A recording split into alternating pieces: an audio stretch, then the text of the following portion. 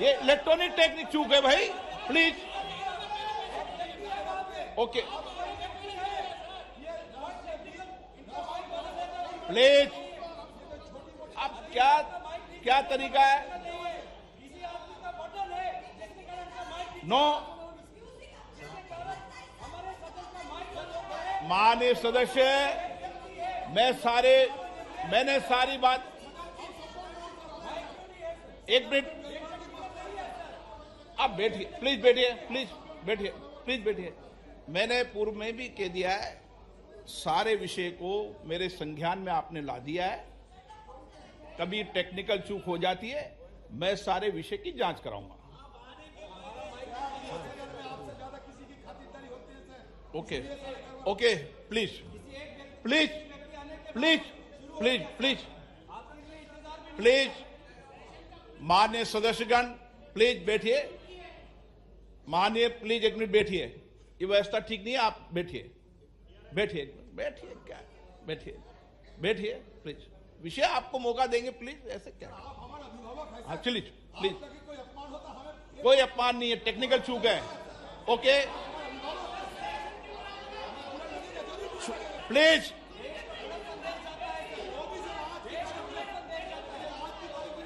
Please please, आप सदन के नेता ऐसे मत करिए, मैंने इतनी व्यवस्था दे दी, प्लीज प्लीज प्लीज। माननीय सदस्यगण, नई दिल्ली में G20 शिखर सम्मेलन के सफल आयोजन के लिए पूरे देश को बधाई देते हुए मुझे बेहद खुशी है भरी है। इस आयोजन की सफलता ने प्रत्येक भारतीय को गर्व से भर दिया है। इसने वैश्विक स्तर पर देश की नेतृत्व की क्षमता को एक नया आयाम दिया है। मैं इस आयोजन को आम जनों का आयोजन बना देने की माननीय प्रधानमंत्री जी के विजन की सराहना करता हूं। भारत के सभी राज्यों और केंद्र शासित प्रदेशों के 60 शहरों में 200 से अधिक बैठकें हुई है, जो अभूतपूर्व है। दुनिया भर से आए 42 प्रतिनिधि मंडलों के साथ G20 नई दिल्ली लीडर समिट अपने आकार, भव्यता और प्रभाव में अभूतपूर्व था। इससे विश्व को भारत की विविधता, लोकतांत्रिक शक्ति और प्रतिभा को देखने का अवसर मिला है।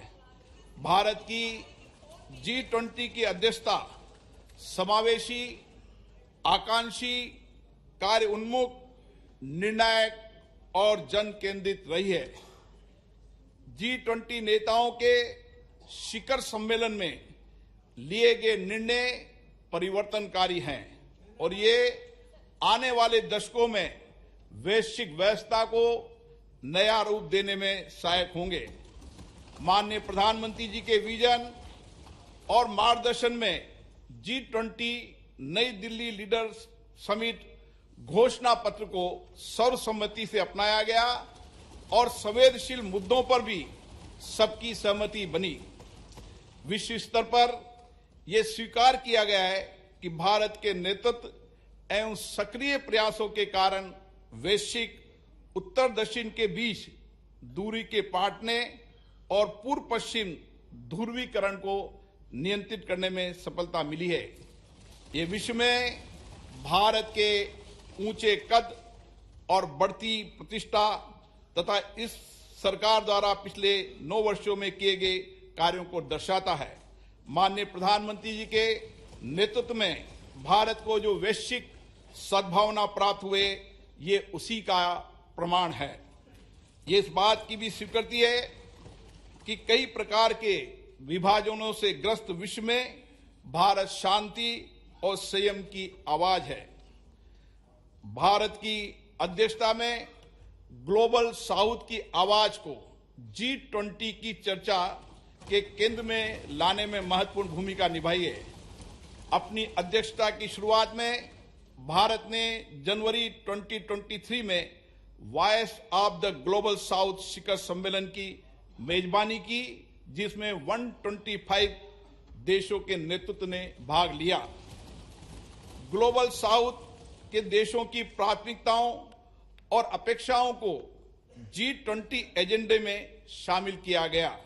शिखर सम्मेलन की घोषणा में निर्धनता उन्मूलन, जलवायु वित्त, ऋण संबंधी समस्याओं से निपटने, खाद्य सुरक्षा, स्वास्थ्य सुरक्षा, डिजिटल बुनियादी ढांचे के विकास सहित विकासशील देशों के हितों से संबंधित विषयों को प्रमुखता दी गई।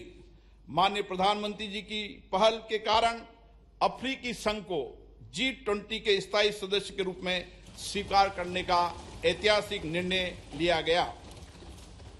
विश्व के शीर्ष नेतृत्व को राजघाट पर राष्ट्रपिता महात्मा गांधी को सम्मान देते देखना एक अद्भुत दृश्य था।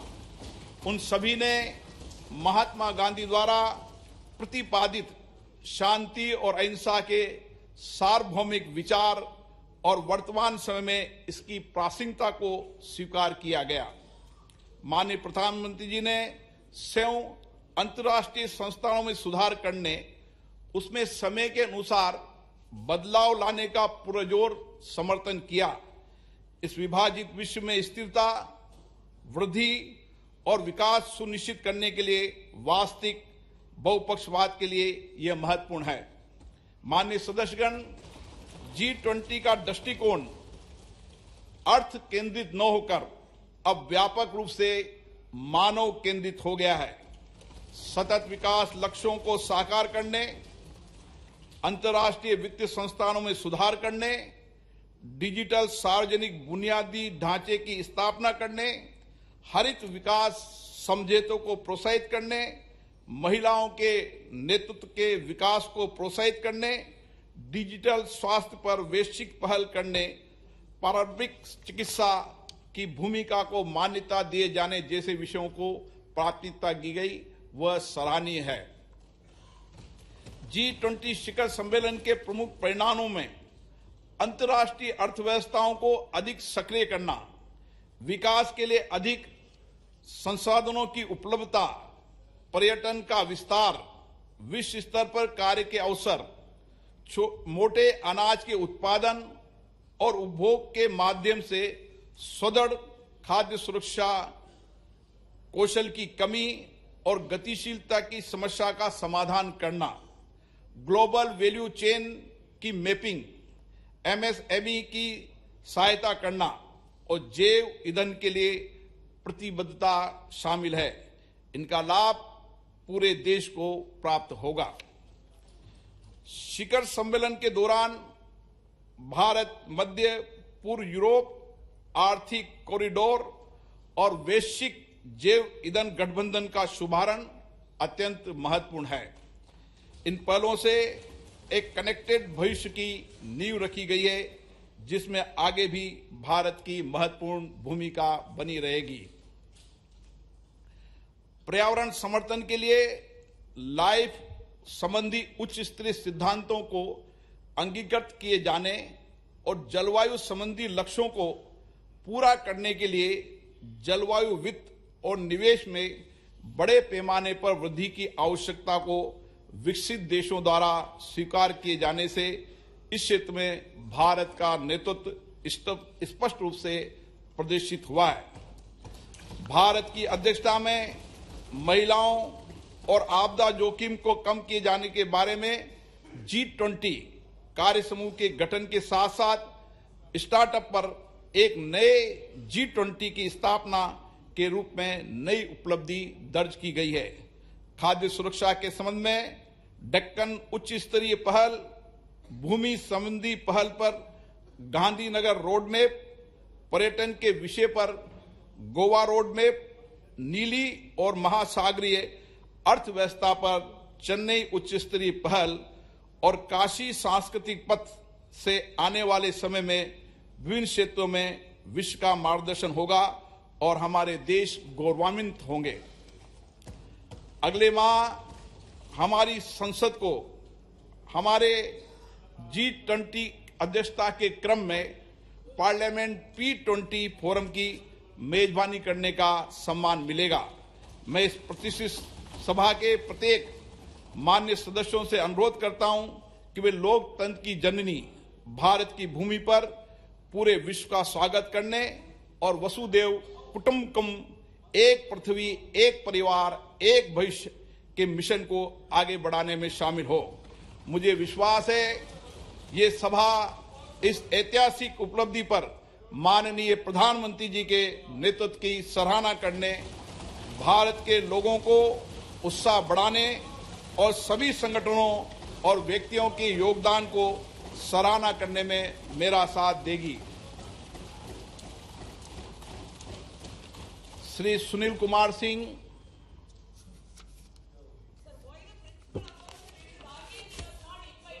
माननीय अध्यक्ष महोदय, मैं विशेषाधिकार समिति का छठा प्रतिवेदन हिंदी और अंग्रेजी संस्करण सभा पटल पर रखता हूं। धन्यवाद। माननीय सदस्यगण, हमारा ये संसद भवन स्वतंत्रता प्राप्ति की ऐतिहासिक घड़ी से लेकर भारत के संविधान निर्माण की संपूर्ण प्रक्रिया और इसके साथ ही हमारे आधुनिक राष्ट्र की गौरवशाली लोकतांत्रिक यात्रा का साक्षी रहा है। स्वतंत्र भारत की प्रथम लोकसभा के अध्यक्ष श्री गणेश वासुदेव मावलंकर जी ने 15 मई 1952 को अपना पदभार ग्रहण किया था। देश की सर्वोच्च लोकतांत्रिक संस्था के प्रथम अध्यक्ष के रूप में उन्होंने नियम समिति, विशेषाधिकार समिति, कार्य मंत्रणा समिति सहित कई अन्य संसदीय समितियों की स्थापना की और सदन के अंदर उच्चतम परंपराओं की नींव रखी। इस सदन में अभी तक मेरे पूर्व 16 माननीय सदस्य अध्यक्ष सदन के आसन पर विराजमान हुए और उन सभी ने श्रेष्ठ परंपराएं स्थापित की है। माननीय सदस्यगण, इस कक्ष के माध्यम से अब तक 15 माननीय प्रधानमंत्रियों का नेतृत्व प्राप्त हुआ। उन सभी ने अपने विचारों और कार्यों से देश की दशा और दिशा तय की है। माननीय सदस्यगण, ये सदन संवाद संस्कृति का जीवंत प्रतीक रहा है। विभिन्न दलों के बीच सहमति असहमति के बीच पिछले 75 वर्षों में देश हित में सामूहिकता से निर्णय लिए गए। संसदीय विचार विमर्श की पद्धति से देश की जनता के जीवन में सामाजिक आर्थिक बदलाव के लिए कानून बनाए गए। आपदा और संकट के समय सदन ने एकजुटता और प्रतिबद्धता से उसका सामना किया। आज इस कक्ष में कार्रवाई का अंतिम दिन है। हमारे देश की लोकतांत्रिक यात्रा में इस भवन का योगदान अतुलनीय है। आज के बाद सदन की कार्रवाई नए भवन में संचालित होगी। हम नए भवन में नई आशाओं, नई उम्मीदों के साथ प्रवेश करेंगे। मुझे विश्वास है कि हमारी संसद के नए भवन में हमारा लोकतंत्र नई ऊंचाइयों को प्राप्त करेगा। मैं माननीय प्रधानमंत्री जी से आग्रह करूंगा कि वह अपने विचार को व्यक्त करें।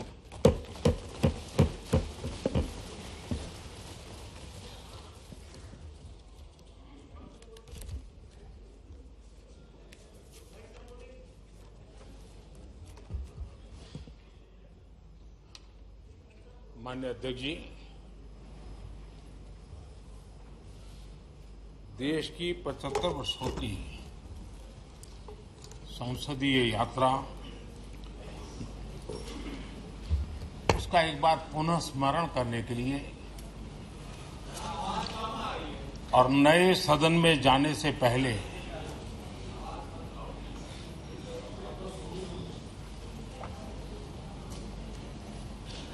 उन प्रेरक पलों को, इतिहास की महत्वपूर्ण घड़ी को स्मरण करते हुए आगे बढ़ने का ये अवसर है। हम सब इस ऐतिहासिक भवन से विदा ले रहे हैं। आजादी के पहले ये सदन इंपीरियल लेजिस्लेटिव काउंसिल का स्थान हुआ करता था। आजादी के बाद ये संसद भवन के रूप में उसको पहचान मिली। ये सही है, इस इमारत के निर्माण करने का निर्णय विदेशी शासकों का था, लेकिन ये बात हम न कभी भूल सकते हैं और हम गर्व से कह सकते हैं कि इस भवन के निर्माण में पसीना मेरे देशवासियों का लगा था, परिश्रम मेरे देशवासियों का लगा था और पैसे भी मेरे देश के लोगों के।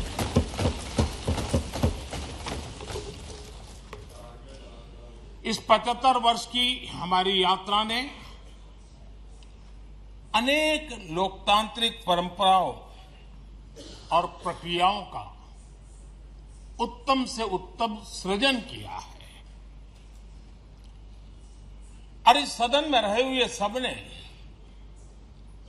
उसमें सक्रियता से योगदान भी दिया है और साक्षी भाव से उसको देखा भी है।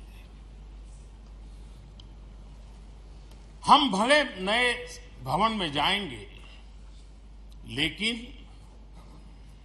पुराना भवन भी, ये भवन भी आने वाली पीढ़ियों को हमेशा हमेशा प्रेरणा देता रहेगा।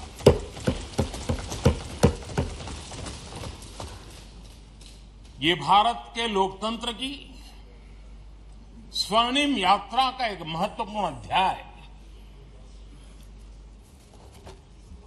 जो सारी दुनिया को भारत की रगों में लोकतंत्र का सामर्थ्य कैसे है, इसका परिचित कराने का काम इस इमारत से होता रहेगा। आदरणीय अध्यक्ष जी, अमृतकाल की प्रथम प्रभा का प्रकाश राष्ट्र में एक नया विश्वास, नया आत्मविश्वास, नया उमंग, नए सपने, नए संकल्प और राष्ट्र का नया सामर्थ्य उसे भर रहा है। चारों तरफ आज भारतवासियों की उपलब्धि की चर्चा हो रही है और गौरव के साथ हो रही है।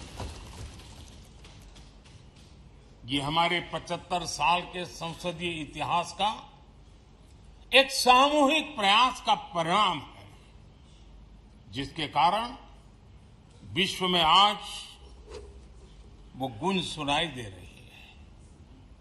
आदरणीय अध्यक्ष जी, चंद्रयान 3 की सफलता न सिर्फ पूरा भारत, पूरा देश अभिभूत है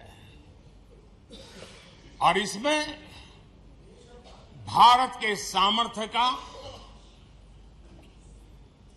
एक नया रूप, जो आधुनिकता से जुड़ा है, जो विज्ञान से जुड़ा है, जो टेक्नोलॉजी से जुड़ा है, जो हमारे वैज्ञानिकों के सामर्थ्य से जुड़ा है, जो 140 करोड़ देशवासियों के संकल्प की शक्ति से जुड़ा हुआ है, वो देश और दुनिया पर एक नया प्रभाव पैदा करने वाला है। ये सदन और इस सदन के माध्यम से मैं फिर एक बार देश के वैज्ञानिकों और उनके साथियों को कोटि कोटि बधाइयां देता हूं, उनका अभिनंदन करता हूं।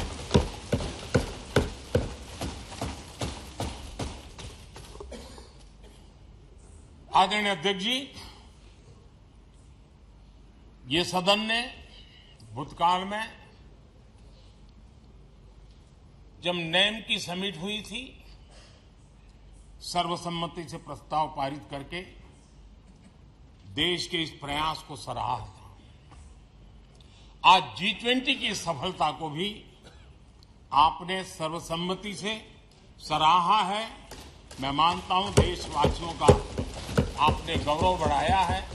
मैं आपका आभार व्यक्त करता हूं। G20 की सफलता 140 करोड़ देशवासियों की है। ये भारत की सफलता है, किसी व्यक्ति की सफलता नहीं है, किसी दल की सफलता नहीं है। भारत के फेडरल स्ट्रक्चर ने, भारत की विविधता ने 60 स्थानों पर 200 से अधिक समिट और उसकी मेजबानी हिंदुस्तान के अलग अलग रंग रूप में देश की अलग अलग सरकारों ने बड़े आन बान शान से की और ये प्रभाव पूरे विश्व भर के मन पर पड़ा हुआ है। ये हम सबके सेलिब्रेट करने वाला विषय है, देश के गौरवगान को बढ़ाने वाला है। और जैसा आपने उल्लेख किया, भारत इस बात के लिए गर्व करेगा, जब भारत अध्यक्ष रहा उस समय अफ्रीकन यूनियन इसका सदस्य बना।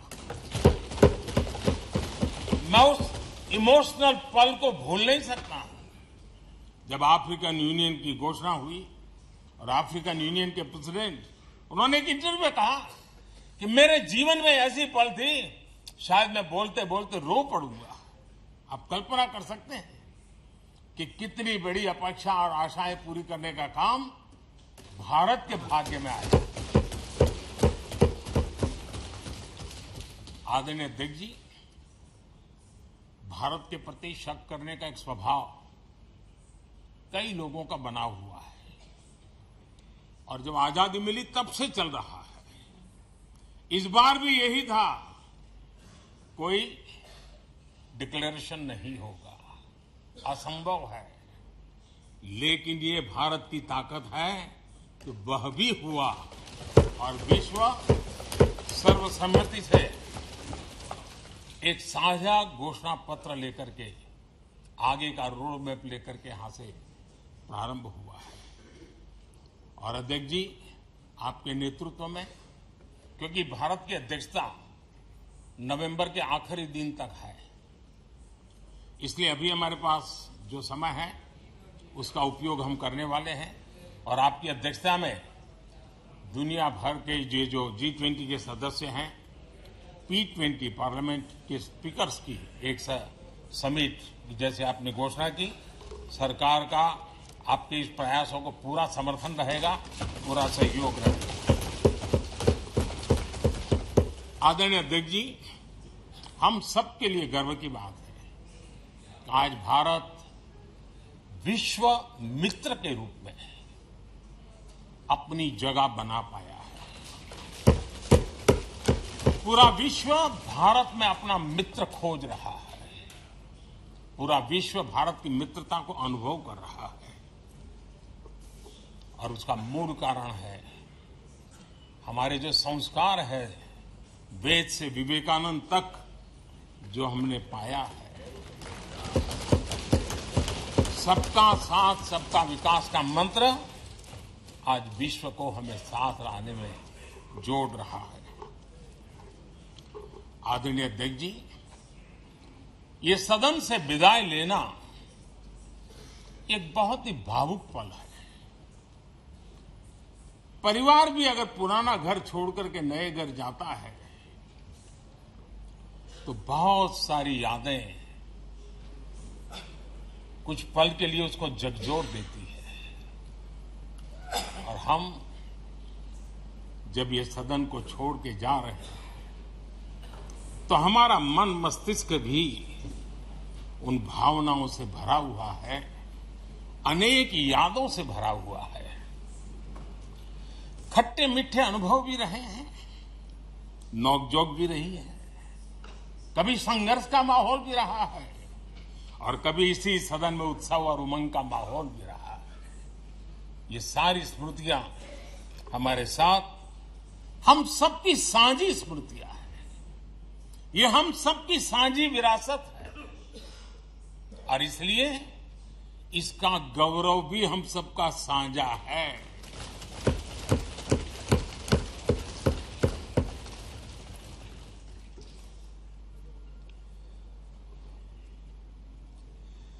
आजाद भारत के नवनिर्माण से जुड़ी हुई अनेक घटनाएं इन 75 वर्ष में यही सदन में आकार लेती हुई हमने देखी है।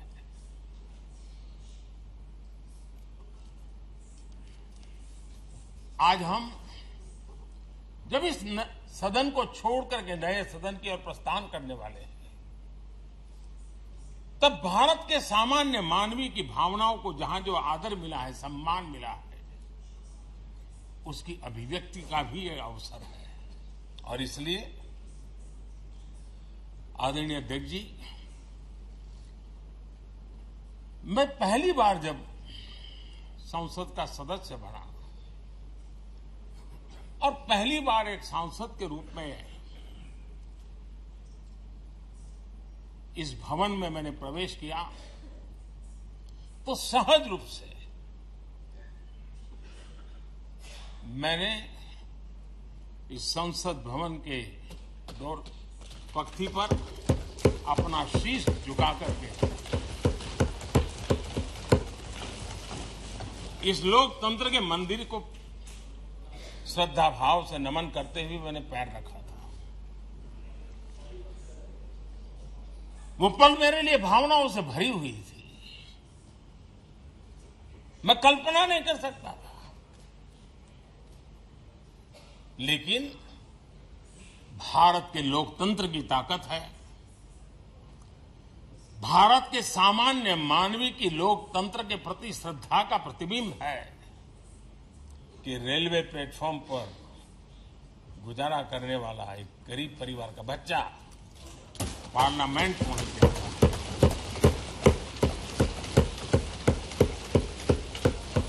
मैंने कभी कल्पना तक नहीं की कि देश मुझे इतना सम्मान देगा, इतना आशीर्वाद देगा, इतना प्यार देगा। सोचा नहीं था अध्यक्ष जी। आदरणीय अध्यक्ष जी, हम में से बहुत लोग हैं जो संसद भवन के अंदर जो चीजें लिखी गई उसको पढ़ते भी रहते हैं, कभी कभी उसका उल्लेख भी करते हैं। हमारे यहाँ संसद भवन के प्रवेश द्वार पर एक छांदोग्य उपनिषद का एक वाक्य है, लोक द्वारम करके पूरा वाक्य है।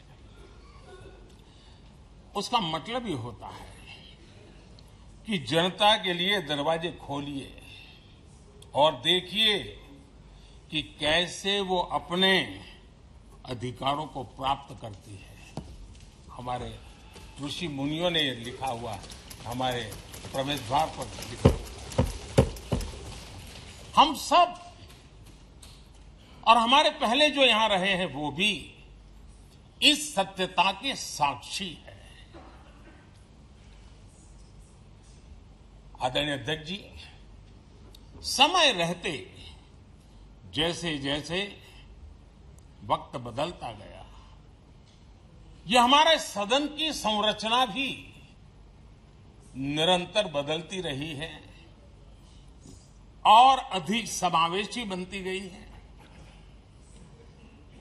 समाज के हर वर्ग का प्रतिनिधि विविधताओं से भरा हुआ इस सदन में नजर आता है। अनेक भाषाएं हैं, अनेक बोलियां, अनेक पहरवेश है, अनेक खानपान है। सदन के अंदर सब कुछ है और समाज के सभी तबके के लोग, चाहे वो सामाजिक रचना के हो, चाहे आर्थिक रचना के हो, चाहे गांव या शहर के हो, एक प्रकार से पूर्ण रूप से समावेशी वातावरण सदन में पूरी ताकत के साथ जन सामान्य की इच्छा आकांक्षाओं को प्रकट करता रहा है।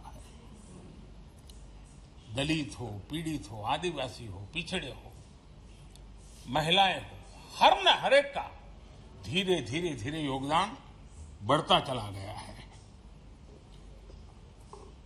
आदरणीय अध्यक्ष जी, प्रारंभ में महिलाओं की सदस्य संख्या कम थी, लेकिन धीरे धीरे माताओं बहनों ने भी इस सदन की गरिमा को बढ़ाया है।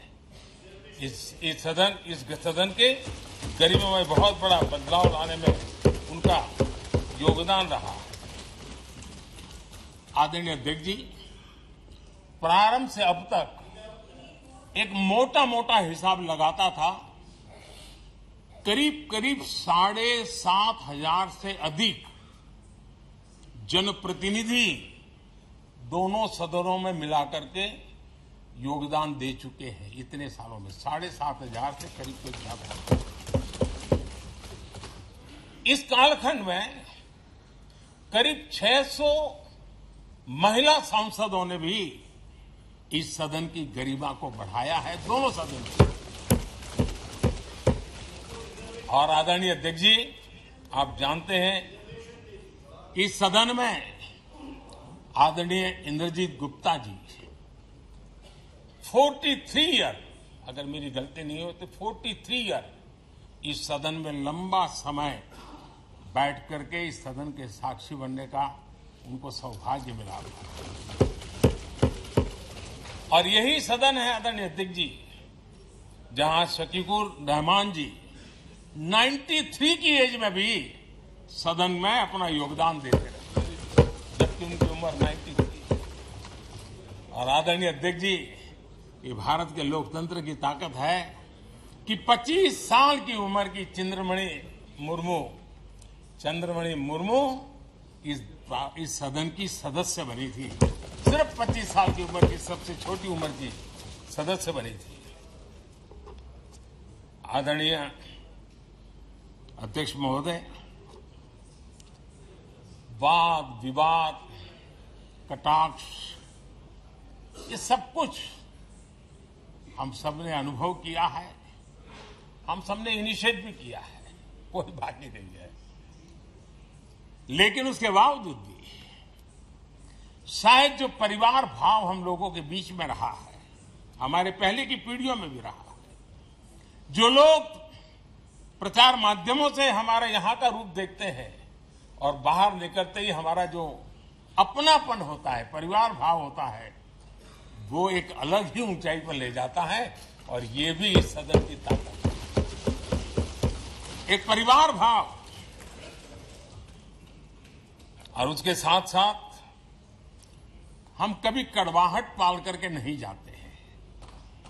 हम उसी प्यार से सदन छोड़ने के कई वर्षों के बाद भी मिल जाए तो भी उस प्यार को कभी भूलते नहीं है, उस स्नेह भरे याद दिनों को भूलते नहीं है। वो मैं अनुभव कर सकता हूं।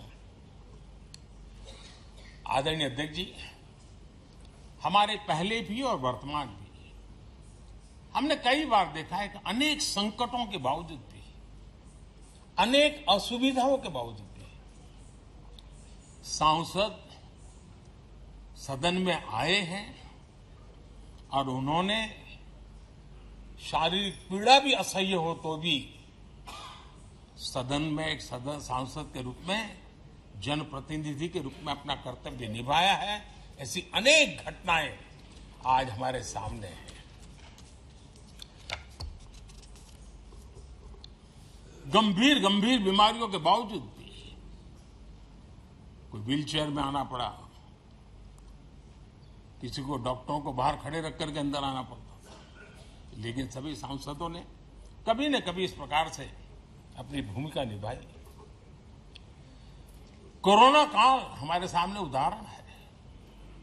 हर परिवार में रहता था कहीं बाहर जाए तो मौत को बुलावा न दे दे, उसके बावजूद भी हमारे माननीय सांसद दोनों सदन में कोरोना काल के इस संकट की घड़ी में भी सदन में आए, अपना कर्तव्य निभाया।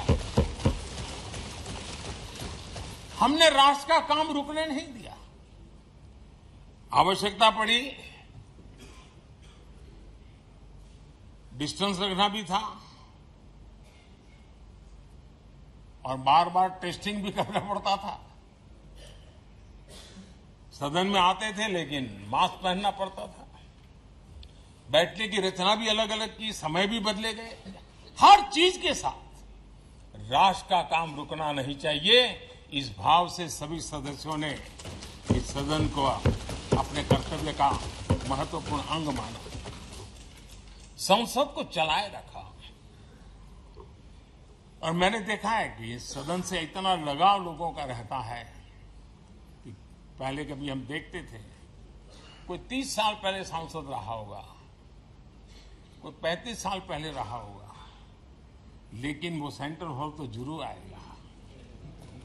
जैसे मंदिर जाने की आदत होती है वैसे उनको सदन में आने की आदत है।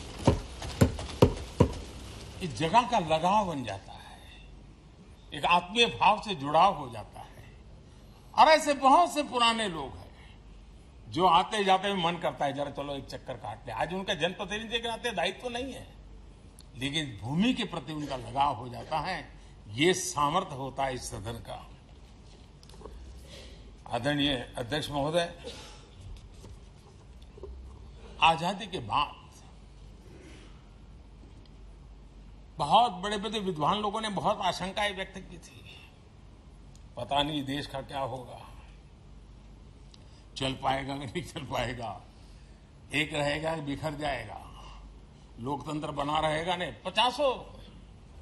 लेकिन इस देश की संसद की ताकत है कि पूरे विश्व को गलत सिद्ध कर दिया और ये राष्ट्र पूरे सामर्थ्य के साथ आगे बढ़ता रहा। और इस विश्वास से कि हम भले आशंकाएं होंगी, घने काले बादल होंगे, लेकिन सफलता प्राप्त करते रहेंगे। और ये हम सब लोगों ने, हमारी पुरानी पीढ़ियों ने मिलकर के इस काम को करके दिखाया है, इसका गौरवगान करने का ये अवसर है। आदरणीय अध्यक्ष जी, इसी भवन में 2 साल 11 महीने तक संविधान सभा की बैठकें हुई और उसने देश के लिए एक मार्गदर्शक जो आज भी हमें चलाता है, हमारे संविधान दिया। और 26 नवंबर 1949 को जो संविधान हमें मिला वो 26 जनवरी 1950 को लागू हुआ। इन 75 वर्षों में सबसे बड़ा जो अचीवमेंट है वो ये है कि देश के सामान्य मानवी का इस संसद पर विश्वास बढ़ता ही गया है।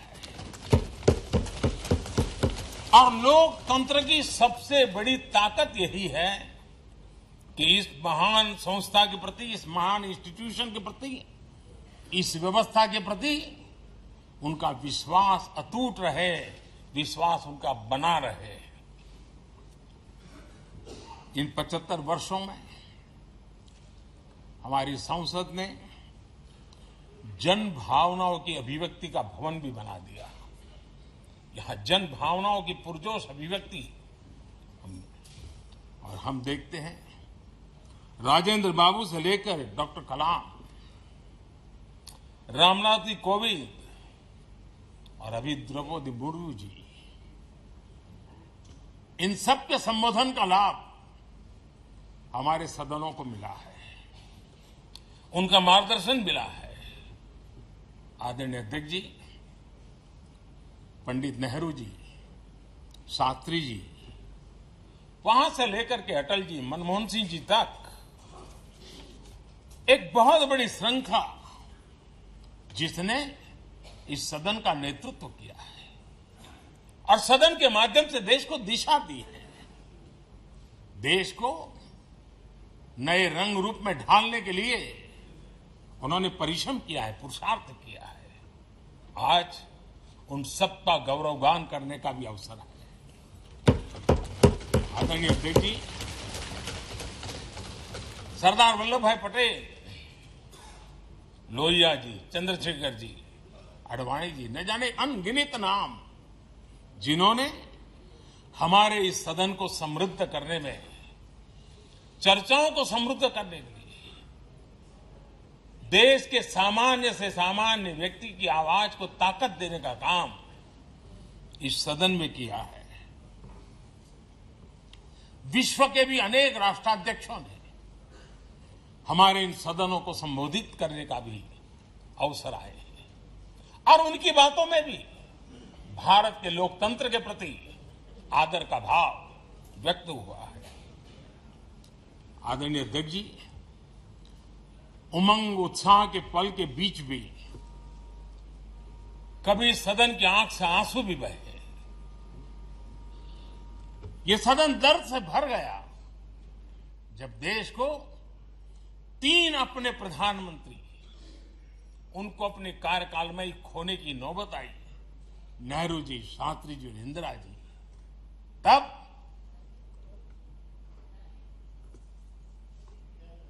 ये सदन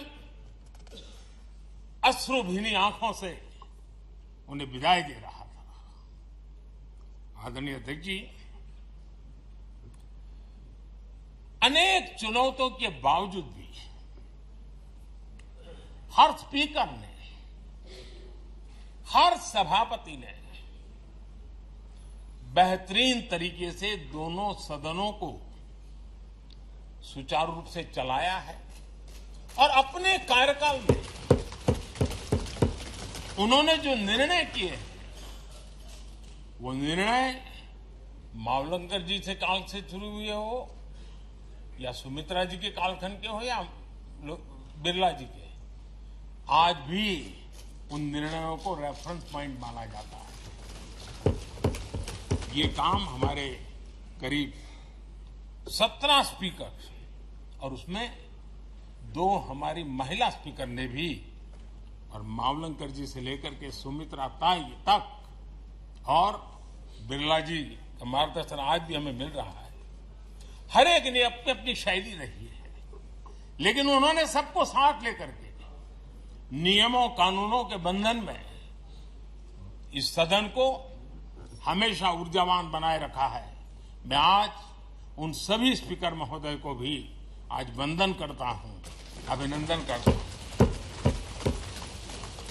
आदरणीय अध्यक्ष जी, ये सही है कि हम जनप्रतिनिधि अपनी अपनी भूमिका निभाते हैं, लेकिन सातत्यपूर्ण तरीके से हमारे बीच जो एक टोली बैठती है उनकी भी कई पीढ़ियां बदल गई है। कभी कागज लेके दौड़ के आते हैं, उनका भी योगदान कम नहीं है।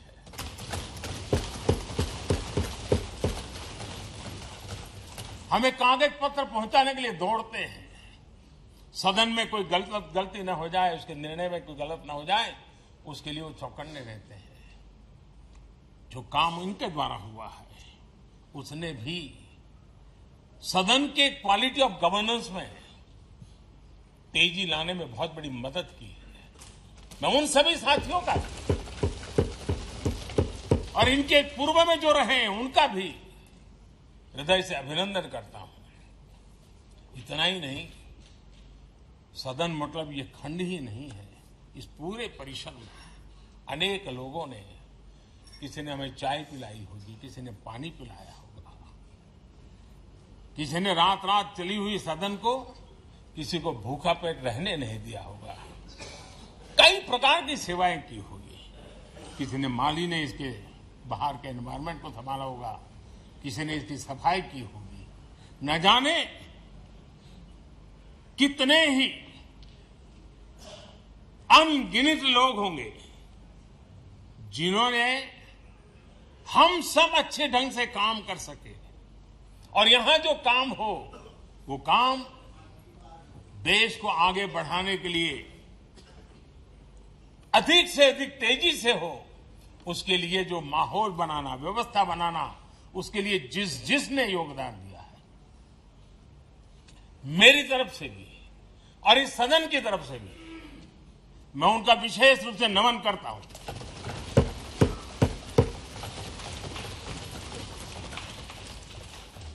आदरणीय अध्यक्ष जी, लोकतंत्र का ये सदन आतंकी हमला हुआ, पूरे विश्व में यह आतंकी हमला एक इमारत पर नहीं था, ये मदर ऑफ डेमोक्रेसी एक प्रकार से हमारी जीवात्मा पर यह हमला था। ये देश उस घटना को कभी भूल नहीं सकता है, लेकिन आतंकियों से लड़ते लड़ते सदन को बचाने के लिए और हर सदस्य को बचाने के लिए जिन्होंने अपने सीने पर गोलियां झेली, आज मैं उनको भी नमन करता हूं। हमारे बीच नहीं है, लेकिन उन्होंने बहुत बड़ी रक्षा की है। आदरणीय अध्यक्ष जी, जब आज हम इस सदन को छोड़ रहे हैं, तब मैं उन पत्रकार मित्रों को भी याद करना चाहता हूं जिन्होंने जीवन में, कुछ लोग तो ऐसे हैं जिन्होंने पूरा जीवन अपने कार्यकाल में संसद के काम को ही उन्होंने रिपोर्ट किया है। एक प्रकार से वो जीवंत साक्षी रहे हैं।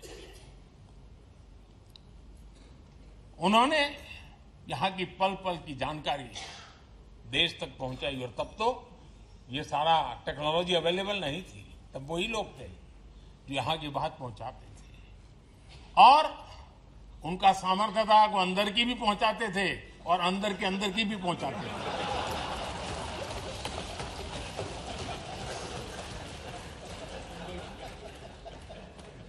और मैंने देखा कि ऐसे पत्रकारिता जिन्होंने संसद को कवर किया, शायद उनके नाम जाने नहीं जाते होंगे, लेकिन इनके काम को कोई भूल नहीं सकता है। और खबरों को लिए नहीं, भारत की इस विकास यात्रा को संसद भवन से समझने के लिए उन्होंने अपनी शक्ति खपा दी थी। आज भी पुराने जो पत्रकार मित्र मिल जाते हैं और जिन्होंने कभी संसद को कवर किया हो, तो ऐसी अननोन चीजें बताते हैं जो उन्होंने अपनी आंखों से देखी होती है, कान से सुनी होती है, जो अचरज करने वाली होती है। यानी एक प्रकार से जैसी ताकत यहां की दीवारों की रही है, वैसा ही दर्पण उनकी कलम में रहा है, और उस कलम ने देश के अंदर संसद के प्रति, संसद सदस्यों के प्रति एक अहोभाव का भाव जगाया है। मैं आज कई पत्रकार बंधु होंगे जो रहे नहीं होंगे, लेकिन मेरे लिए जैसा ये सदन छोड़ना भावुक पल है, मैं पक्का मानता हूं इन पत्रकार बंधुओं के लिए भी ये सदन छोड़ना उतना ही भावुक पल होगा, क्योंकि इनका लगाव हमसे भी ज्यादा रहे। कुछ तो पत्रकार ऐसे होंगे जो हम लोगों की टर्म से भी ज्यादा है, उन्होंने काम किया होगा। आज उनके उस महत्वपूर्ण लोकतंत्र की ताकत बनने के लिए, योगदान देने के लिए भी याद करने का अवसर है। आदरणीय अध्यक्ष जी, जब हम सदन के अंदर आते हैं, हमारे यहां नाद ब्रह्म की कल्पना है। हमारे शास्त्रों में माना गया है किसी एक स्थान पर अनेक बार एक ही लय में उच्चारण होता है तो वो तपोस्थली बन जाता है, उसके एक पॉजिटिव वाइब होते हैं। नाद की एक ताकत होती है जो स्थान को सिद्धि स्थान में परिवर्तित कर देती है। मैं मानता हूं ये सदन भी उस 7,500 हजार जनप्रतिनिधियों के द्वारा बार बार जो शब्द गूंजे हैं, जो वाणी यहां गूंजी है, उसने इस सदन में हम बैठकर आगे चर्चा करें या ना करें, लेकिन इसकी गूंज इसे तीर्थ क्षेत्र बना देती है।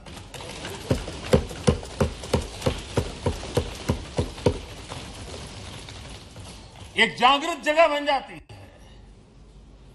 और लोकतंत्र की प्रति श्रद्धा रखने वाला व्यक्ति आज से 50 साल के बाद भी जब यहां देखने के लिए भी आएगा तो उसे उस गूंज की अनुभूति होगी कि कभी भारत की आत्मा की आवाज यहां पर गूंजती थी। और इसलिए अध्यक्ष महोदय, ये वो सदन है जहां कभी भगत सिंह, बटुकेश्वर दत्त उन्होंने अपनी वीरता सामर्थ्य से अंग्रेज सल्तनत को जगा दिया था बम का धमाका कर। वो बम की गूंज भी जो देश का भला चाहते हैं उनको कभी सोने नहीं देती। आदरणीय अध्यक्ष जी, ये वो सदन है जहां पंडित जी को इसलिए भी याद किया, अनेक बातों के लिए याद करेगा, लेकिन हम जरूर याद करेंगे इसी सदन में पंडित नेहरू का at the stroke of midnight की गूंज हम सबको प्रेरित करती रहेगी। और इसी सदन में अटल जी ने कहा था, वो शब्द आज भी गूंज रहे हैं इस सदन में, सरकारें आएगी जाएगी, पार्टियां बनेगी बिगड़ेगी, लेकिन ये देश रहना चाहिए।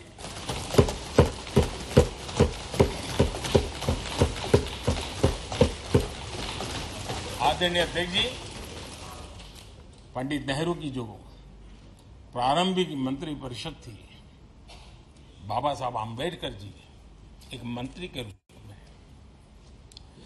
दुनिया की बेस्ट प्रैक्टिसेस भारत में लाने पर बहुत जोर दिया करते थे।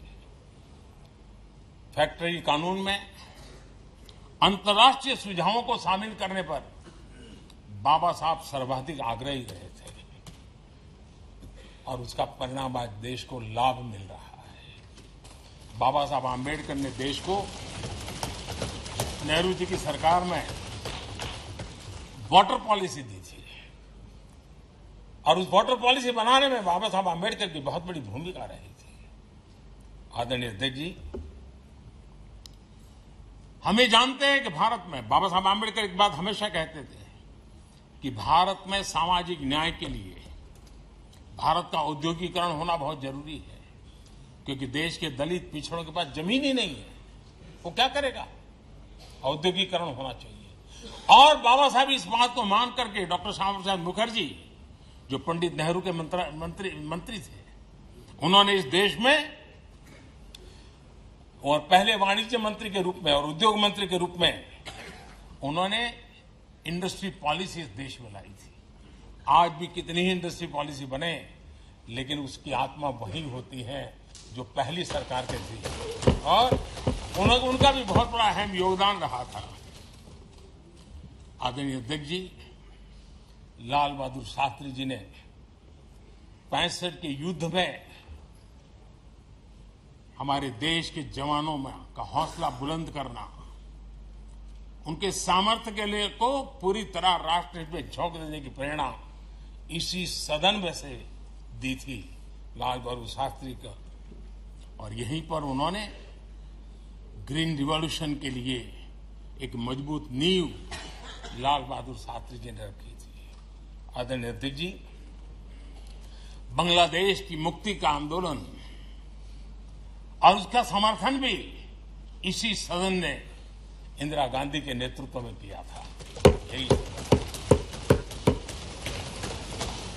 इसी सदन ने इमरजेंसी में लोकतंत्र पर होता हुआ हमला भी देखा था और इसी सदन ने भारत के लोगों की ताकत को एहसास कराते हुए मजबूत लोकतंत्र की वापसी भी इसी सदन ने देखी थी। वो राष्ट्रीय संकल्प भी देखा था, ये सामर्थ्य भी देखा था।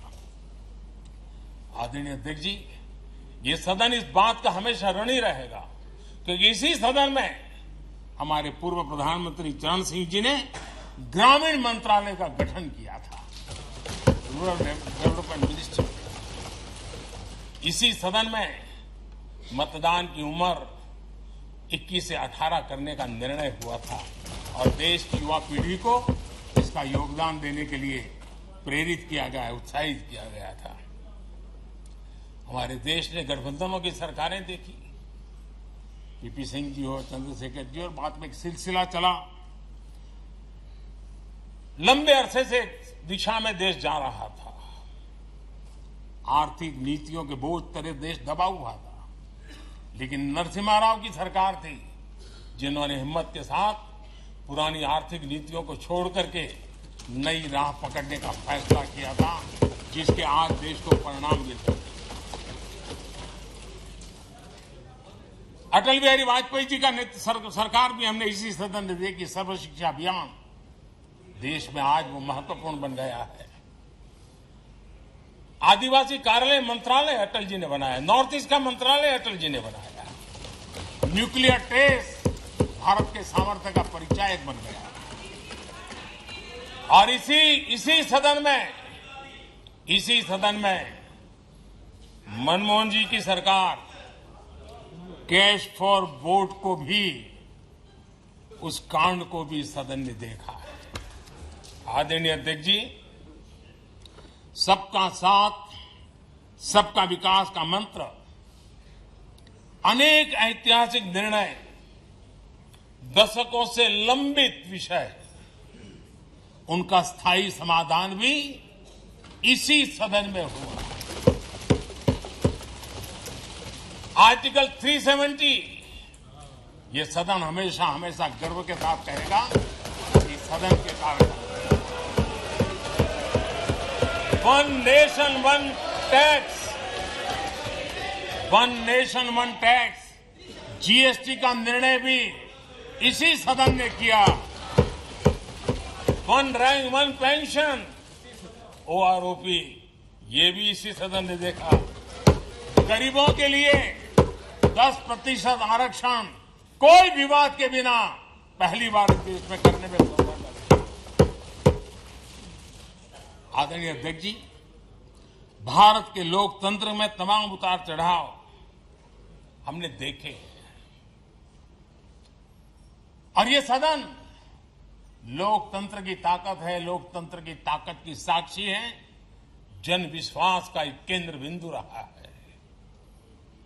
इस सदन की विशेषता देखिए, और दुनिया के लोगों का आज भी आश्चर्य होता है। ये सदन है जिसमें कभी 4 सांसद वाली पार्टी सत्ता में होती थी और 100 सदस्य वाली पार्टी विपक्ष में बैठती थी। ये भी सामर्थ्य इस सदन के लोकतंत्र की ताकत का परिचय कराता है। और यही सदन है जिसमें एक वोट से अटल जी की सरकार गई थी और लोकतंत्र की गरिमा को बढ़ाया था। ये भी इसी सदन में हुआ। आज अनेक छोटी छोटी रीजनल पार्टियों का प्रतिनिधित्व हमारे देश की विविधता को, हमारे देश के एस्पिरेशंस का एक प्रकार से वो आकर्षक केंद्र बिंदु बना है। आदरणीय अध्यक्ष जी, इस देश में 2 प्रधानमंत्री ऐसे रहे, मोरारजी भाई, वीपी सिंह।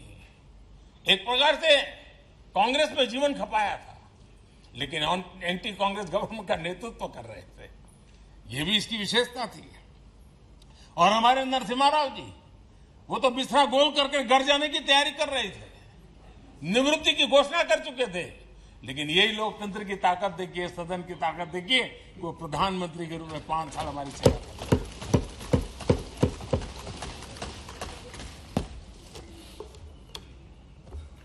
आदरणीय अध्यक्ष जी, सबकी सहमति से कठिन कार्य होते हुए हमने देखे हैं। 2000 की साल थी, अटल जी की सरकार थी। इसी सदन ने 3 राज्यों का गठन सर्व स्वीकृति से किया और बड़े उमंग उत्साह से किया। जब छत्तीसगढ़ की रचना हुई तो उत्सव छत्तीसगढ़ ने भी मनाया, उत्सव मध्य प्रदेश ने भी मनाया।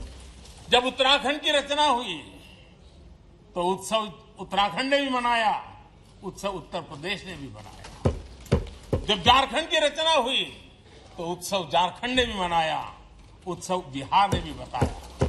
ये हमारे सदन का सामर्थ्य है, सब सहमति का वातावरण बना करके।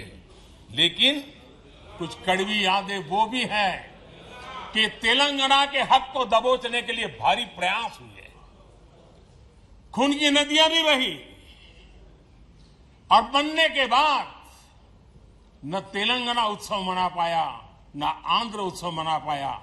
एक कटुता के बीज बो दिए गए। अच्छा होता उसी उमंग और उत्साह के साथ हम तेलंगाना का निर्माण करते तो एक नई ऊंचाई पर आज तेलंगाना पहुंच चुका होता। आदरणीय अध्यक्ष जी, संविधान सभा ने, आदरणीय अध्यक्ष जी, इस सदन की परंपरा रही है, संविधान सभा ने उस समय अपना दैनिक भत्ता 45 रुपये से कम करके 40 कर दिया था। उनको लगा हमें इसको कम करना चाहिए। आदरणीय अध्यक्ष जी, यही सदन है कैंटीन में मिलने वाली सब्सिडी, जो बहुत कम पैसे में खाना मिलता था, इसी सदस्यों ने उस सब्सिडी को भी खत्म कर दिया और पूरा पैसा देकर के अब कैंटीन में खाते। आदरणीय अध्यक्ष जी, कोरोना काल में जब जरूरत पड़ी तो यही सांसद जिन्होंने एमपी लेड फंड को छोड़ दिया और देश को इस संकट की घड़ी में मदद करने के लिए आगे आए। इतना ही नहीं, कोरोना काल में इसी सदन के सांसदों ने अपने तनख्वाह में 30% कटौती की और उन्होंने देश के सामने आए हुए संकट में अपनी बहुत बड़ी जिम्मेवारी निभाई। आदरणीय अध्यक्ष जी, हम गर्व से कह सकते हैं, ये सदन में बैठे हुए लोग भी कह सकते हैं, हमारे पूर्वज जो सदन में बैठे थे वो भी कह सकते हैं कि हम ही लोग हैं जिन्होंने हम पर डिसिप्लिन लाने के लिए हमारे यहां जनप्रतिनिधित्व कानून में समय समय पर कठोरता बरती। नियम हमने ही लादे, हमने ही तय किया कि नहीं, जनप्रतिनिधि के जीवन में नहीं हो सकता। मैं मानता हूं ये जीवंत लोकतंत्र का बहुत बड़ा उदाहरण है और ये सदन ने दिया है, यही माननीय सांसदों ने दिया है और हमारी पुरानी पीढ़ी के सांसदों ने दिया है। और मैं मानता हूं कि कभी कभी उन चीजों को भी याद करना चाहिए। आदरणीय अध्यक्ष जी, हम जो वर्तमान सांसद हैं उनके लिए तो ये विशेष सौभाग्य का अवसर है। सौभाग्य का अवसर इसलिए है कि हमें इतिहास और भविष्य दोनों की कड़ी बनने का अवसर मिला है।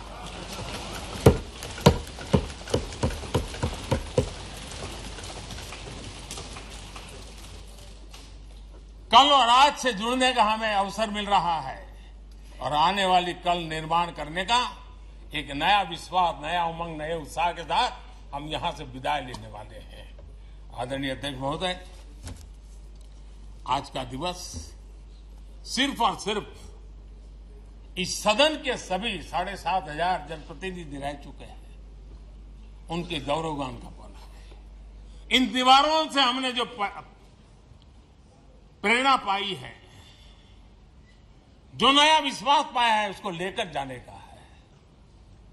बहुत सी बातें ऐसी थी जो सदन में हर किसी की ताली की हकदार थी, लेकिन शायद राजनीति उसमें भी आड़े आ रही है। नेहरू जी के योगदान का गौरवगान अगर इस सदन में होता है, कौन सदस्य होगा जिसको ताली बजाने का मन न कर जाए। लेकिन उसके बावजूद भी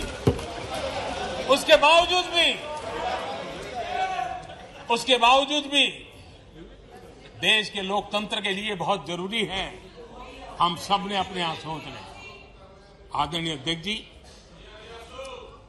मुझे पूरा विश्वास है कि आपके मार्गदर्शन में और इस अनुभवी माननीय सांसदों के सामर्थ्य से हम नई संसद में जब जाएंगे तो नए विश्वास के साथ जाएंगे।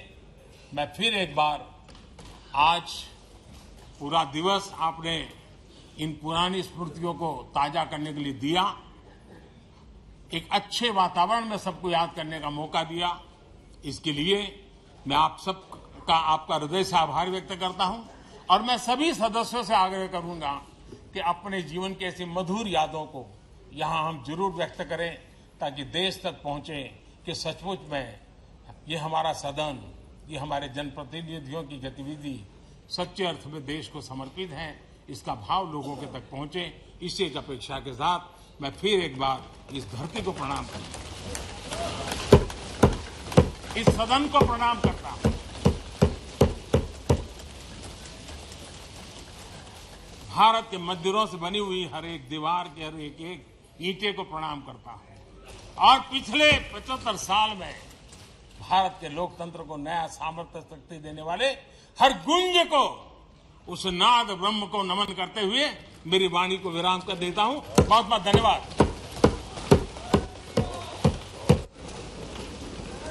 माननीय सदस्यगण, माननीय प्रधानमंत्री जी ने इस सदन की सीख, अनुभव, यहाँ की प्रेरणा, यहाँ की गूंज के बारे में व्यक्त किया है। मैं ये अपेक्षा करूंगा कि आज का दिन इसी तरीके से सकारात्मक वातावरण में हम चर्चा करें, सकारात्मक विषय रखें और जो कुछ भी यहाँ से सीखा है, हमारे पूर्वजों ने जो कुछ भी इस देश को, लोकतंत्र को दिया है, उसके बारे में सकारात्मक विचार रखें। आप सभी को बहुत बहुत धन्यवाद। अधीर रंजन चौधरी जी। प्रधानमंत्री को रहना चाहिए था, प्रधानमंत्री को उपस्थित रहना चाहिए था, हमारी बात भी सुन लें। ये क्या मर्यादा रही? I'm just coming. Sir,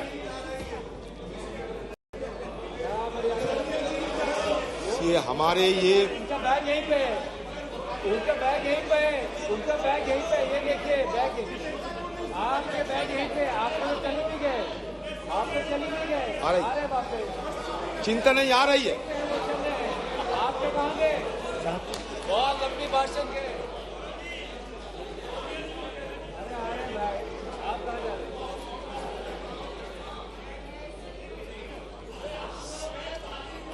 sir,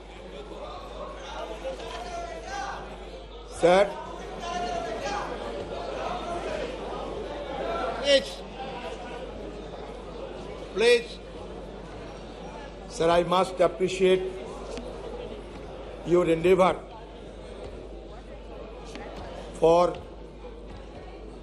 offering this opportunity to ventilate our views on the constitutional दिवस, संविधान दिवस। लेकिन बात यही सर, कहे तो जाते हैं 75 साल, लेकिन जब तक मेरा जानकारी है, सबसे पहले जो कॉन्स्टिट्यूशन असेंबली की सभा हुई थी वो 1946 में, और 1949 26 नवंबर में ये अडॉप्ट हुई थी, और 1950 26 जनवरी ये चालू हुई थी हमारे संविधान इस देश में। लेकिन आप कहां से 75 साल के अमृतकाल ये लाया गया, ये मुझे समझ में नहीं आते हैं। सर, सही मायनों में जब ये सदन ये खबर मिल रहे हैं कि आज ये सदन की अंतिम दिवस है, तो सही मायनों में भावुक तो होना स्वाभाविक है। कितने सारे विद्वजनों ने, ज्ञानियों ने, पंडितों ने और देश प्रेमी ने हमारे ये सदन, उसके साथ साथ हमारा संविधान और ये देश की लोकतंत्र की रक्षा करने के लिए न जाने कितने योगदान किए होंगे। बहुत सारे हमारे पूर्वजों ने ये दुनिया छोड़ के चले गए, उनका याद हम करते रहेंगे।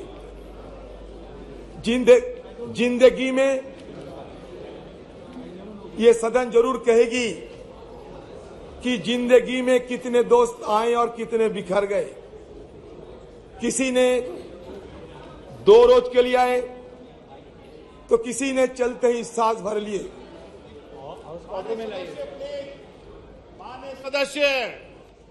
माननीय सदस्य प्लीज सिट डाउन। प्लीज माननीय सदस्य नाम लेके पुकारूंगा। प्लीज बैठिए। माननीय सदस्य प्लीज बैठिए, बैठिए। सर कहे सर, जिंदगी में कितने दोस्त आए और कितने बिखर गए। किसी ने 2 रोज के लिए आए, किसी ने चलते ही सांस भर लिए, पर जिंदगी की दूसरा नाम है दरिया। वो तो बस बहते रहेंगे, चाहे रास्ते में फूल गिरे या पत्थर। उसी तरह हमारी ये सदन की कारवां ये भी चलते आ रहे हैं और आज भी ये चल रहे हैं। Sir, today I may come to that conclusion that this is the last day. Naturally, we are all present here to bid the adieu of our old building. Our magnificent building today singing a swan song, because tomorrow onward we will be shifting to a new parliamentary edifice. Sir, मैं शुरू में ये कहना चाहते हैं, मैं ज्यादा समय तो नहीं है हम लोगों के लिए, कि जब संसद में संविधान की चर्चा हो, लोकतंत्र की चर्चा हो, तो हमारे पंडित नेहरू जी और बाबा साहेब अम्बेडकर, नेहरू जी तो आर्किटेक्ट ऑफ मॉडर्न इंडिया कहते थे, बाबा साहेब अम्बेडकर को हम फादर ऑफ द कॉन्स्टिट्यूशन मान्यता देते हैं। अच्छा लगा कि आज नेहरू जी के बारे में हमें भी मौका मिलेगा ये सदन में बात रखने की। तो शुरुआत में मैं ये कहना चाहते हैं sir, architect of modern India Nehru had said, parliamentary democracy demands many virtues. It demands, of course, ability. It demands a certain devotion to work, but it demands also a large measure of cooperation, of self-discipline, of restraint. We know very well that there are not many countries in the world where it functions successfully. I think it may be said without any partiality that it has functioned with large measure of success in the country. Why? Not so because we, the members of this House, are exemplars of wisdom, but I think because of the background of our country and because our people have the spirit of democracy in them. Jawaharlal Nehru detested cultism. He was humble in his submission to constitutional requirement. In an interview with Mr. P.K. Karanjia, he specifically mentioned, "You were wrong in using words like the Nehru epoch or Nehru policy." Though he enjoyed massive majority in the parliament, he was tireless in listening opposition voice and never mock, deflect, pontificate when answering questions asked of him. He never believed in steamrolling the opposition and given due respect to feeling and sentiments of the opposition member. It is significant to note that it was during his tenure the parliament ran smoothly. He was not only led the nation in a difficult situation, but he was the prime force and pioneer who has given a wonderful beginning of our parliamentary democracy by his immense contribution. Sir, मैं आपके संगठन में लाना चाहते हैं, even speaker bell would ring for Jawaharlal Nehru when he exceeded time limit while making his speeches in the parliament. It shows that no one was beyond parliament's prerogative, and that was Nehru's contribution. Analyzing Jawaharlal Nehru's contribution to the development of parliamentary democracy in India has become significant and mere relevant in the contemporary context, which forces us to recall the glorious beginning of our parliamentary democracy, where healthy debate and discussions were order of the day. Sir, अगर सदन में जवाहरलाल नेहरू की चर्चा ना होगी, तो it will be equivalent of the performance of Hamlet without the presence of Prince of Denmark. So at the stroke of midnight hour, the iconic speech was delivered in the parliament still has been reverberating the entire precinct of this house. Sir, another one, most illustrious person, Baba Saheb Ambedkar. Sir, Baba Saheb Ambedkar, who is regarded as the father of our constitution, he suggested that political democracy cannot last unless there lies at the base of it social democracy. What does social democracy mean? It means a way of life which recognizes liberty, equality and fraternity, which are not to be treated as a separate items in the Trinity. They form a union of Trinity in the sense that to divorce one from the other is to defeat the very purpose of democracy. Equality cannot be divorced from liberty. Liberty cannot be divorced from equality. And nor equality and liberty can be divorced from fraternity. Now we need the mantra of Baba Saheb Ambedkar, the mantra of Jawaharlal Nehru and other stalwarts who have made this parliamentary democracy glorious for us to be remembered again and again.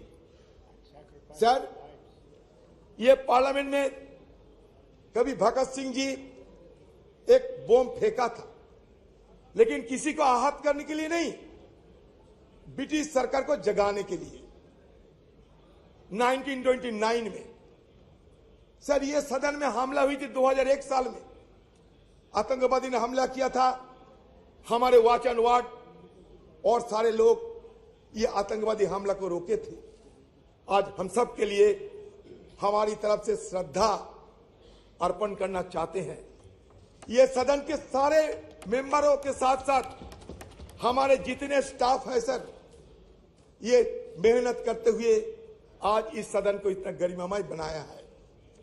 Sir, आप सुन के चौंक जाओगे sir, जब पंडित जवाहरलाल नेहरू ने हिंदुस्तान की ये prime ministership को संभाला, ये देश को अगुवाई करने के लिए तैयार हुई, तब हिंदुस्तान की हालत क्या थी जानते हैं सर? हमारे आयु थी महज 32 साल, हमारा साक्षरता थी महज 12%। सर, पर कैपिटा हमारा रोजगार क्या था जानते हैं सर? सिर्फ 245 रुपया। आप सोचिए, एक तरफ अकाल, विभाजन, पाकिस्तान और हिंदुस्तान का बंटवारा, लाखों की तादाद के लोगों को जान गंवाने पड़े, सारे देश में तही तही मच गई थी।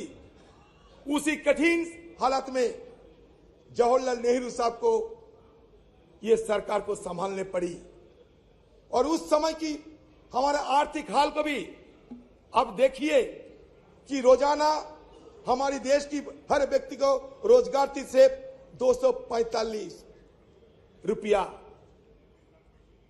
सर, आज 14-15 साल तक ये देश की हर व्यक्ति की रोजगार बढ़ाया गया था 72,000 रुपया, अभी उससे और बड़े होंगे।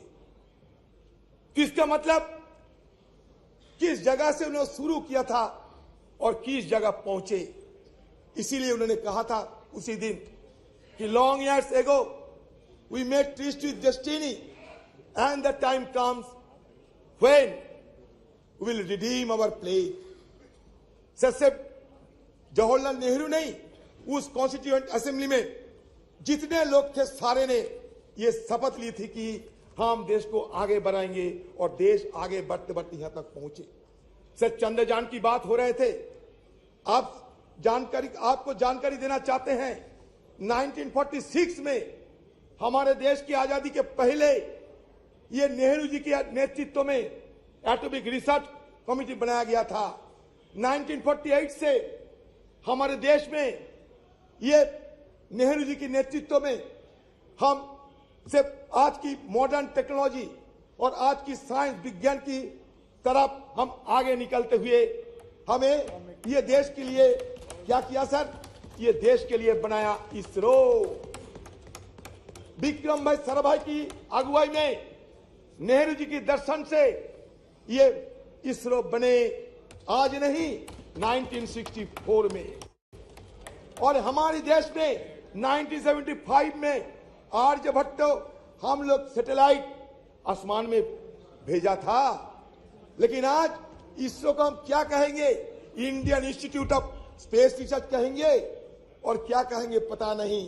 कहां से लाए गए भारत और इंडिया, तरह तरह की बातें।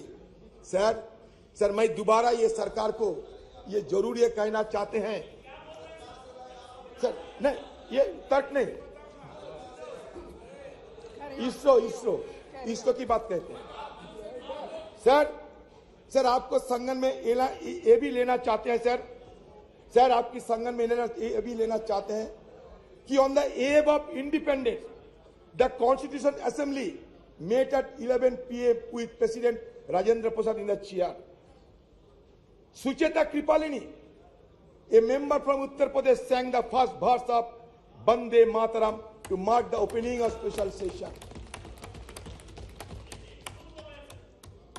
Prime Minister Jawaharlal Nehru delivered his famous Trees to Destiny speech. Sir, Speaker Mabalankar announced, sir, सुन लिए sir, Speaker Mabalankar announced the death of Mahatma Gandhi at a sitting of the Lok Sabha on February 2, 1948. उन्होंने क्या कहा था जानते हैं? We are meeting today under the shadow of double calamity.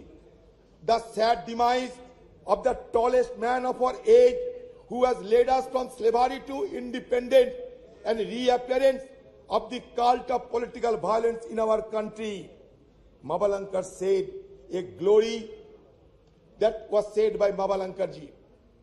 What Nehru ji uttered, a glory has departed, and the sun that warmed and brightened our life has set, and we shiver in the cold and dark. Sir, सदन में चर्चा होगा, वो भी स्वतंत्र की मुद्दे पे, हमारे कॉन्स्टिट्यूशन की मुद्दे पे, और महात्मा गांधी जी के नाम की जिक्र नहीं होने से तो अच्छा नहीं लगता है सर हमें वाजपेयी जी को भी बहुत श्रद्धा करते थे, अभी भी करते हैं सर। उन्होंने दिखाया ताकत। 1974 में इंदिरा जी पोखरान में एटॉमिक एक्सप्लोजन किए थे सर। उस समय से विदेशों की ताकतों ने हमें कमजोर करने के लिए हर संभव प्रयास की, लेकिन अटल जी रुके नहीं।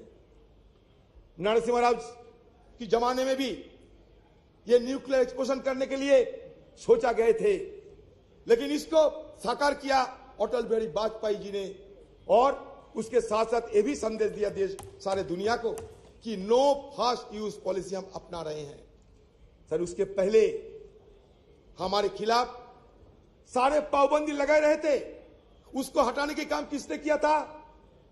हमारे मनमोहन सिंह जी, जिसको कहते थे कि मौन रहते हैं, उन्होंने मौन नहीं रही। जब G20 की सम्मेलन हुआ करते थे उस समय भी उन्होंने कहा ये अच्छा है हमारे देश के लिए। वो मौन नहीं थी, लेकिन बात कम करते थे और काम ज्यादा करते थी, फर्क यही है sir. Indo US nuclear deal किसकी अगुवाई में हुई बताइए सर? इसी सदन में इस चेयर में बैठा होते हुए सोमनाथ चटर्जी साहब देश के लिए वो इंडो यूएस न्यूक्लियर बिल को समर्थन किया और अपने पार्टी को नकार दिए थे। तो ये उदाहरण है। तो ये इंडो यूएस न्यूक्लियर डील अगर नहीं होते तो आज अमेरिका देश हमारे साथ इतना जुड़ाव ना दिखाते। ये भी हमें विचार करना पड़ेगा सर। हमारे इस पार्लियामेंट में क्या क्या हुई सर, छोटा सा मैं ब्यौरा देना चाहते हैं सर। देखिए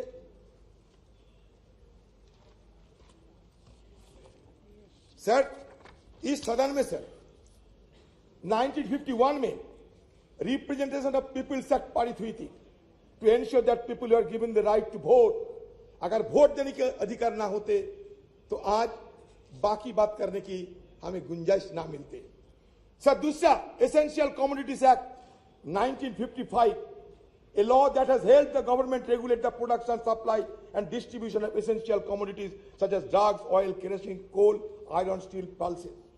सर, तीसरा क्या हुआ?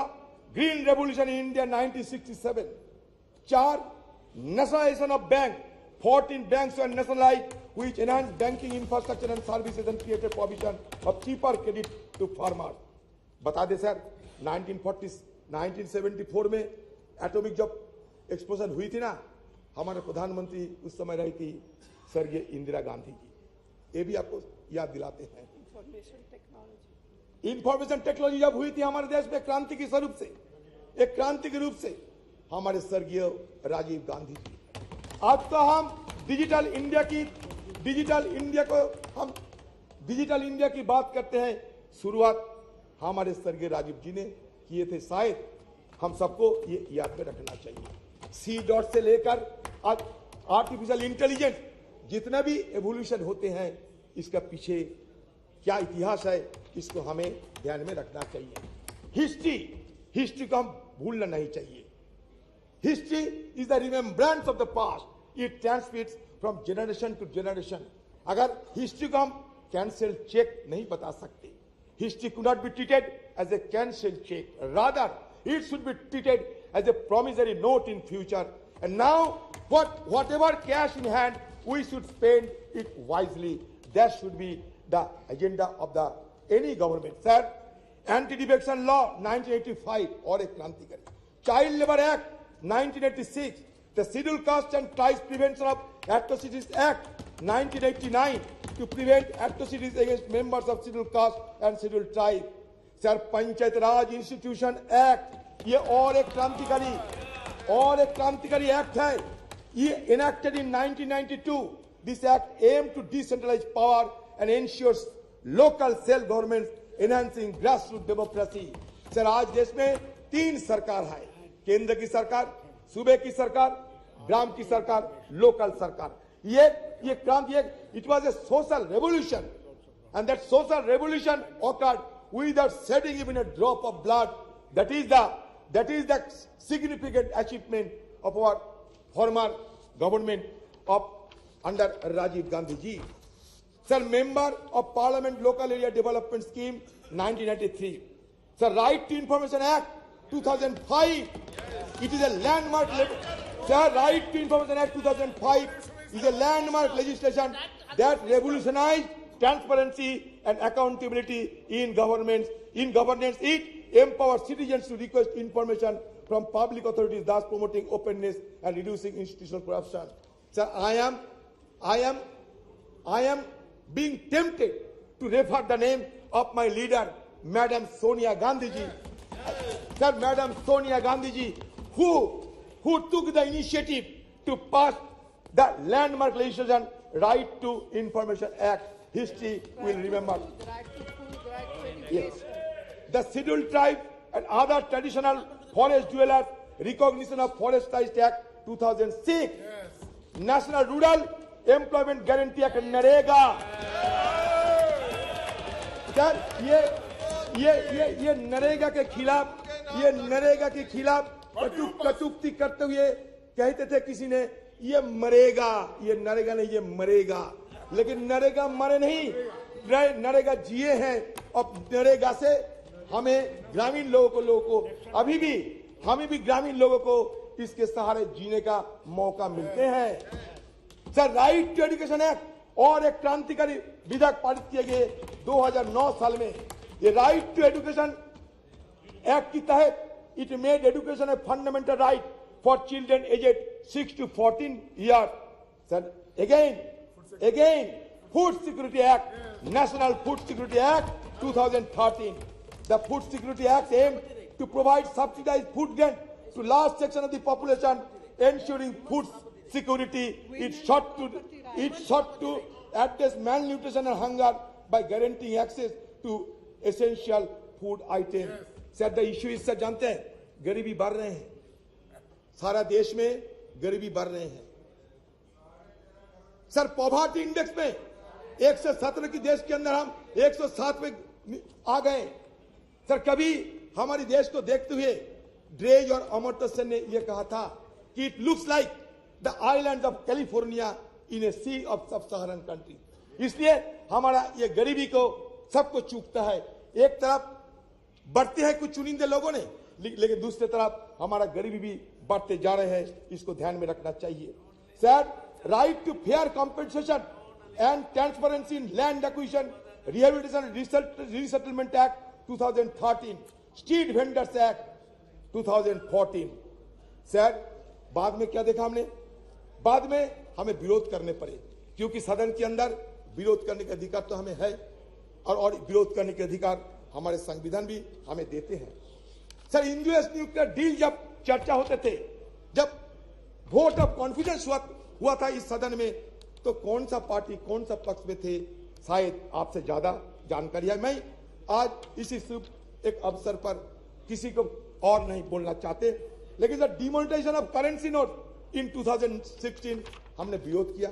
इंट्रोडक्शन ऑफ कॉम्प्लेक्स जीएसटी उस समय भी लाए गए थे जिस समय दूसरा सरकार थे, लेकिन फिर भी लाने में जो कमियां थी वो बार बार हम लोग उसका उजागर कर चुके हैं। सर हमें application of article 370 and flight of Kashmir, ये मुद्दे को भी हमें आलोचना जरूर की थी। कश्मीर हमारा अंग है। सर आज भी देखिए कश्मीर में हमारे फौजों को जान गंवाने पड़ती, इसमें तो यह साबित होते हैं उस दिन हमारी तरफ से जो शंका जाहिर किए थे वो शंका सही है। सर आज मैं ये चाहता हूं कि हमारे सदन के अंदर हमारे जो रणकुबड़े जो फौजों ने वहां जान गंवा रहे हैं, उसके लिए कम से कम हम थोड़ा सा मौन व्रत करते थे, थोड़ा सा साइलेंस ऑब्जर्व करते थे, अच्छा होते सर। एक तरफ मणिपुर, दूसरी तरफ जम्मू कश्मीर जल तो रहे हैं दोनों, और हम जल तो रहे हैं, इसलिए हमें बहुत कुछ करना बाकी है। ये तो सिर्फ एक झांकी है, हमें बहुत कुछ करना बाकी है।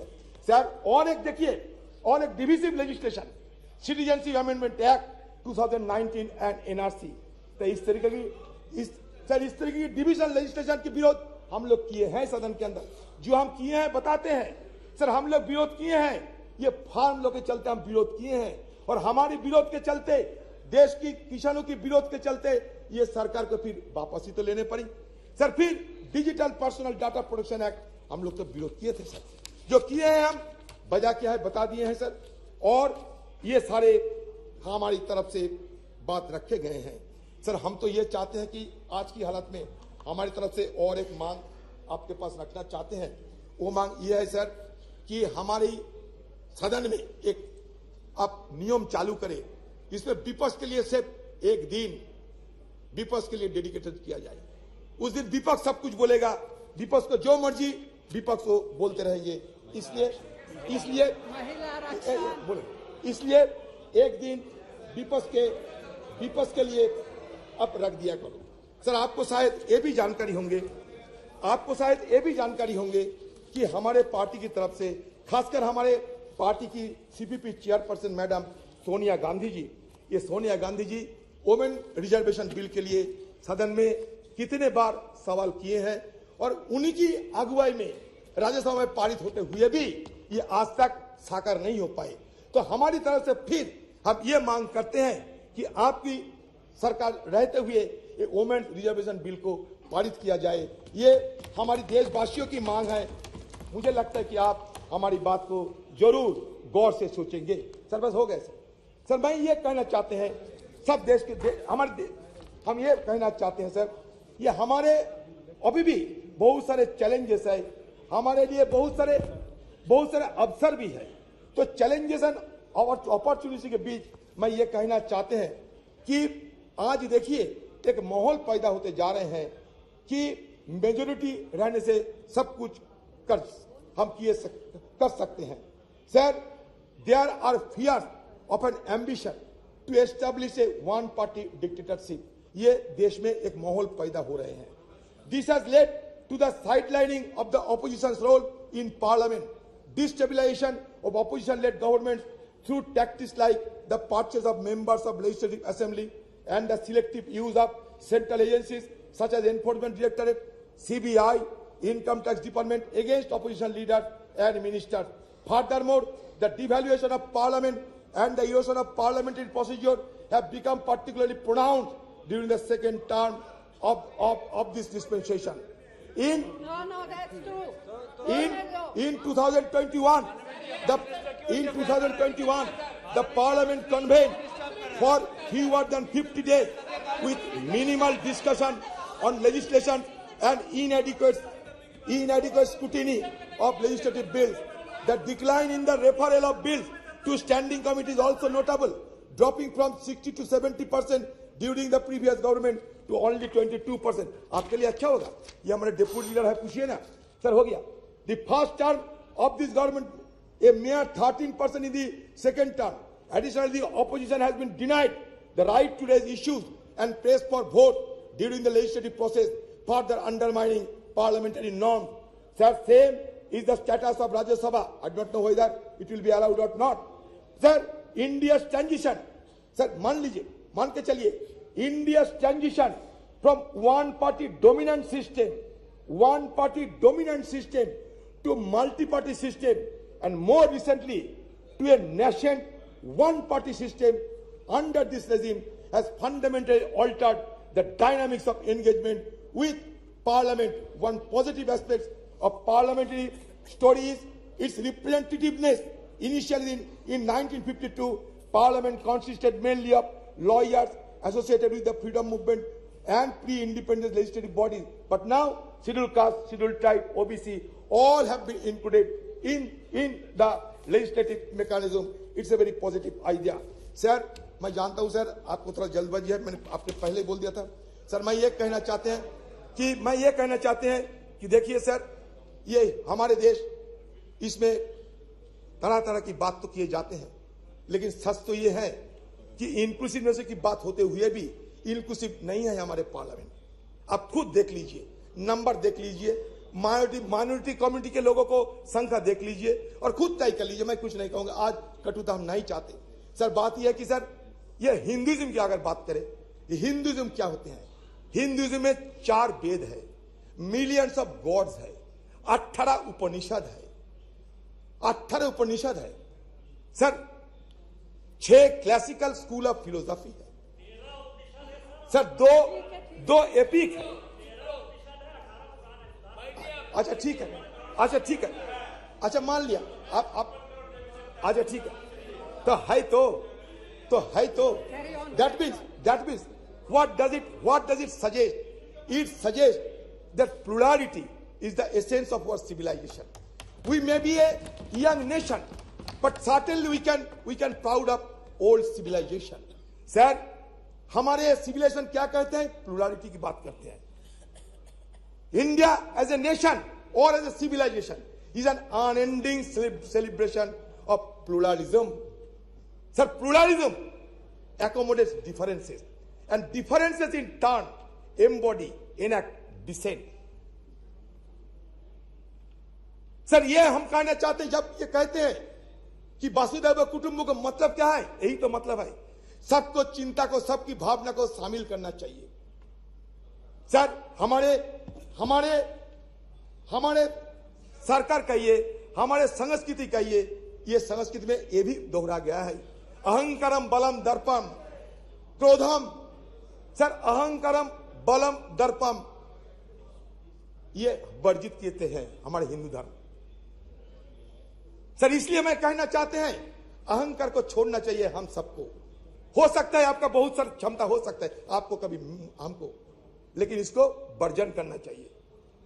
अहंकारम बलम दर्पम कामम क्रोधम समस्थिता मम आत्मा सर्वदेहेषु प्रदो विष्णु अभ्यसुआ का मतलब क्या है? मतलब ये होते हैं कि ऊपर वाले को गुस्सा की आप आमंत्रण ना करें तो बेहतर है. सर इसलिए आज जब सदन के अंतिम दिन है, मैं उस बुजुर्गों को शरण करते हैं जो हमारे बीच अभी नहीं है. Carry on. हाँ सर,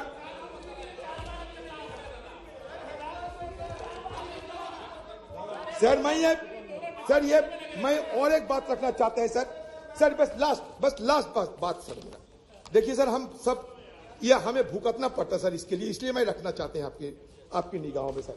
ये कहता है कि फ्रीडम ऑफ एक्सप्रेशन, ये मानते, अब सुन लीजिए sir, it is part of the most fundamental parliamentary right of A member of parliament.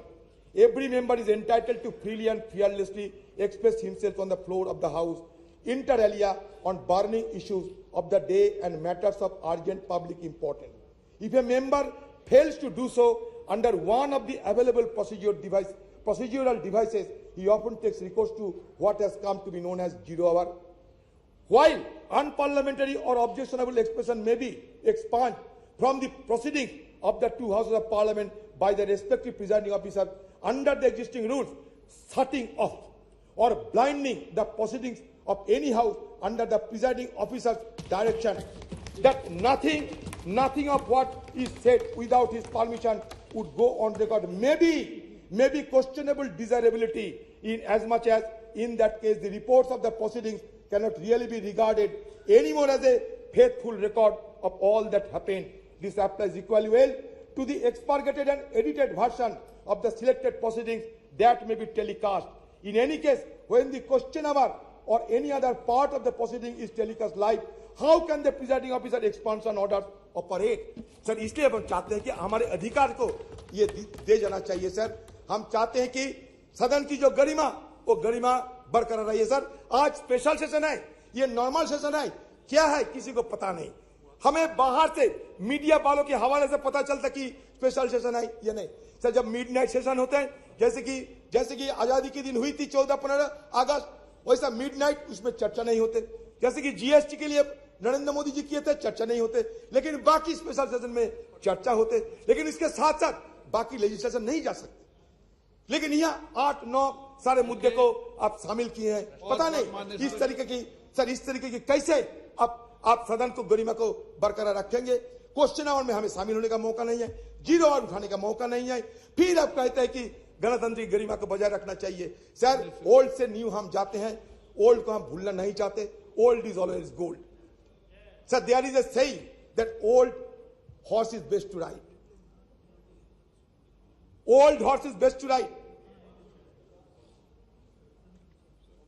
Accordingly old house is best to bus. हम नया सदन में जाएंगे लेकिन पुराने को याद में रखेंगे। सर फिर एक बार कहना चाहते हैं, हमारे राजेश खन्ना जी बाबू मोशाई एक पिक्चर थे, उसमें कहा था जिंदगी बड़ी होना चाहिए, लंबी नहीं। हम रहे या ना रहे, लेकिन आज सदन के अंदर हम जो करते जा रहे हैं, अगले दिन हमारा पीढ़ियों ने इसको याद रखेंगे। इसलिए जिंदगी बड़ी होना चाहिए, लंबी नहीं। ये बात कहते हुए मैं अपना बात समाप्त करता हूं। माननीय सदस्यगण, मुझे आपको सूचित करना है कि लोकसभा और राज्यसभा के सदस्यों का संयुक्त ग्रुप फोटोग्राफ, राज्यसभा सदस्यों के ग्रुप फोटोग्राफ और 7वीं लोकसभा के सदस्यों का ग्रुप फोटोग्राफ मंगलवार 19 सितंबर 2023 को 9:30 बजे संसद भवन के प्रांगण नंबर 1, द्वार संख्या 1, सेंट्रल हॉल के बीच में किया जाएगा। अतः मैं आपसे अनुरोध है कि ग्रुप फोटोग्राफ के लिए 19 सितंबर 2023 को पूर्वाह्न 9:15 पर उपस्थित स्थल पर पहुंचे, ऐसा मेरा आग्रह है। श्रीमान TR बालू साहब। Sir, from 1962 onwards, the DMK, now presided by the Honorable Chief Minister of Tamil Nadu, Dr. M.K. Stalin, has been part of all historical discussion in this House and also in the other House. Sir, though called this is the special session, there is nothing special about it. Just yet another session. The new Parliament building has been constructed at an enormous cost without a felt need. Money has been carved out by government when there is so much of financial crunch. Now Parliament House inaugurated with much fun and fair, but why the last session was not held, was it due to any vast consideration or any only today you could find the auspicious moment? More than auspicious time, what is needed is an auspicious agenda of business, which augurs well for the well-being of peace, progress and happiness of 143 crore people. This session in new premises seems not to be a social session but an emergency session, or to carry out certain urgent mission of the ruling party to fulfill certain ulterior objects only in violation of democratic norms. This sitting will take stock of India's journey as an independent nation. We got independence in 1947. The 75th year of celebration fell last year in 2022. We have already stepped into 76th year.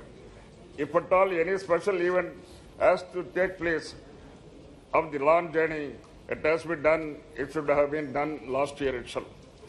Okay, even accepting the while that we are commending our 75th year parliament, such a special sitting should have been done in the historic parliament, house where the country's destiny was decided further nurtured and renewed in 1947. India, our country, our dear nation, the largest and vibrant democracy in the world, is today because of the invaluable contributions of firstly of the people of the country. Then comes to the political parties and the leaders who steered government for the majority of the time. That is, for the past 6 years, government of India was run by parties other than the present party. The strong base of the modern India, the developed India, was laid by 6 decades of planned work done by sovereign leaders starting from Jawaharlal Nehruji, the light of Asia. Contributions of Prime Ministers Lal Bahadur Shastri, Indira Gandhi, Morarji Desai, Chaudhary Charan Singh ji, young Prime Minister leader Rajiv Gandhi and Narasimha Rao are great indeed. Tower of strength of the backward class masses who constitute more than 60%. VP Singh ensured social justice to them, which was denied to those marginalized fourth-level people, so-called Sutras. His contribution is immense and invaluable. It will stand out and shine in our modern history of progress. His government was pulled down with vengeance by forces inimical to empowerment of weaker section. Leaders and their parties who led the country with a lot of sagacity and foresightedness. Whenever there was political instability, when single-party majority evaded mainstream parties, it was like saving and protecting standard person.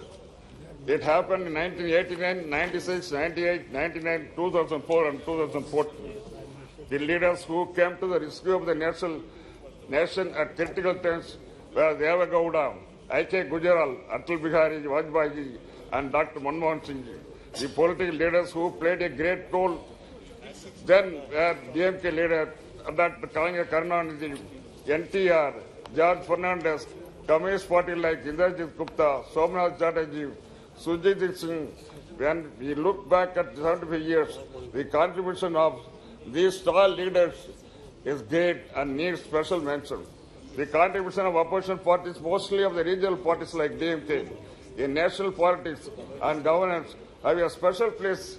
This constructive opposition criticism and suggestions have helped the government from time to time take corrective measures because they have represented the regional interest and linguistically minority population groups. DMK in parliament since 1962. Our founder leader Anna, who was in high esteem by his contemporary leader Nehruji, Vajpayee and others, spoke for the political rights of states, protection and development of various classical languages like Tamil, though she advocated a separate Dravida Nadu in 1962. When a Chinese force was on us, he felt that territorial integrity of India was paramount importance. Though Anna gave up the Dravida Nadu, he claimed loud the essence for a separate nation still existed. That way, it was sagacious advice of central government. After all, India is a union of states. That is the constitutional position. 560 princely states and kingdoms, including large countries like Kashmir, Hyderabad, small kingdom like Pudukkottai, Tamil Nadu, joined later with independent India. Sikkim was the last to join Indian part. In the last 75 years, promises given to its members, state and just aspiration of the people of the states, with various cultural traditions have been broken by Union of India. The latest example is repeal of Article 370 and snatching away the special status of Jammu and Kashmir, like rubbing salt on the serious wound that large states have now been broken into two union territories, whereby the emotions and rights of the people of Kashmir have been trampled upon. While looking back India 75 years, patting our backs and claiming credit to the impressive performance like Chandrayaan by individual leaders and parties is not appropriate. The success we have seen so far is success of 140 crores of people of this country. Without their support, strength, labor and commitment, nothing is possible. What we have really introspect is the failures we have faced in 75 years. These failures are the result of the broken promises as in Kashmir, Manipur, Tamil Nadu and other states. Union of India should go extra mile to get full confidence of the people of states and fulfill the regional aspirations in terms of secularism, equal rights for development, linguistic, political and democratic rights. While mentioning about the crucial role played by DMK party in ensuring stability and national government at the center, I have tell you about the support extended to Indira Ji government in 1969 and Vajpayee government in 1999. After vertical split support by Congress in 1969, the Indira Ji government lost majority. It becomes a minority government. This happened after leader Anna has passed away in 1969. Congress was not our friend then, but when mattered to our great leader Kalinga, who succeeded Anna as Chief Minister and President of DMK, was stability of the Union of India. Still, the scares of 1962 war with China was still paining us. Therefore, Kalinga decided with a clear vision to support Indira Ji with our 26 members in Lok Sabha. With our continued support, she was able to bring the revolutionary policy measures like abolition of privy purse, nationalization of banks, and the other poverty alleviation program. Anna, a good friend of Atalji, after a very long political struggle, he was able to lead BJP to power in center 1998. It was a feeble, ragtag coalition with a particular party. Poor Vajpayee, a gentleman leader, was carrying on with his government. As is said in Tamil, Nitya Gandam Purna Aisu, daily death, threat by alive still. This was the condition of Vajpayee government. The government was in ICU for 13 months. She was gifting life to Vajpayee government on a daily basis. What a pity. Ultimately, she pulled out and government fell at 13th month in March 1989. On the confidence motion in Lok Sabha, DMK supported Prime Minister Vajpayee, but he lost by 1 vote. In the subsequent election, we supported Vajpayee's candidature for the Prime Minister because, as I said, he was a gentleman politician, a statesman, and above that, he did not have animosity towards all minorities. He willingly agreed to common minimum program with alliance partners. He stuck to Raj Dharma.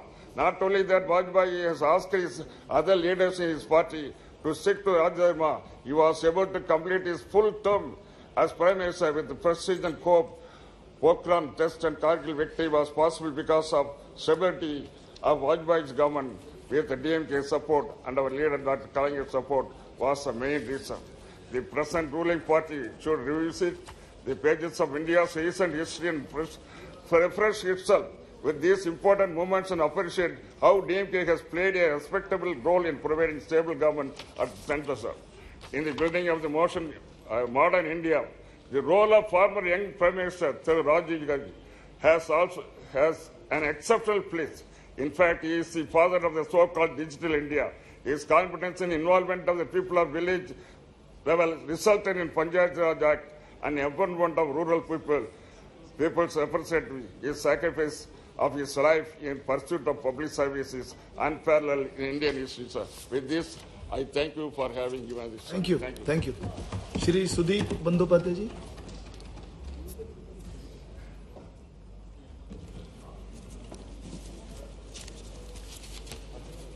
Sir, I rise to speak on the discussion on parliamentary journey of 75 years, starting from Samvidhan Sabha, which has not yet been discussed in details at all in the House. Achievements, experience, memories and learnings. Sir, this is the last day of the current Parliament House. And this is possibly the last agenda we are going to discuss. So on the day of the nostalgia, we feel a flood of memories. The past and pledge to preserve our best democratic traditions for the future. Sir, the journey began just after independence with the covering of the Samvidhan Sabha, or Constituent Assembly, the list of members who registered and presented their credentials on the discussion held on December 9, 1946, from Bengal had been a veritable roll of honor. Many speakers took part. I will just remember their role. It read as follows. 1. Dr. B.R. Ambedkar from Bengal. Mr. Sarat Chandra Bose.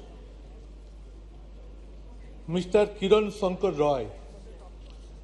Mr. Frank Reginald Anthony. Mr. Satyaranjan Bakshi. Dr. Prafulla Chandra Ghosh. The list included another 25 members from Bengal who took part on this debate for the final publication of the Indian Constitution. Sir, the proceedings of the Constituent Assembly would have been very dull, Dr. Ambedkar said in his final speech in the Samvidhan Sabha, if all members had yielded to their party lines or party discipline in all its rigidity, then it could be a gathering of yes men only. But few persons raised their voice of their own, going out of the pledged resolution, which there were rebels rising to the lend qualified support to Dr. Ambedkar's motion to pass the Constitution. One of these rebels was Hari Vishnu Kamath, suggested that we the people of India. And that was inducted in the Constitution with the proposal of Hari Vishnu Kamath, we the people of India, had come to the end of a long journey, which was, however, the beginning of a longer, a more arduous and a more hazardous one. True to the Indian genius, he noted, our struggle, our awakening began with a spiritual renaissance, which was pioneered by Ramakrishna Paramahansadev, Swami Vivekananda and Swami Dayananda.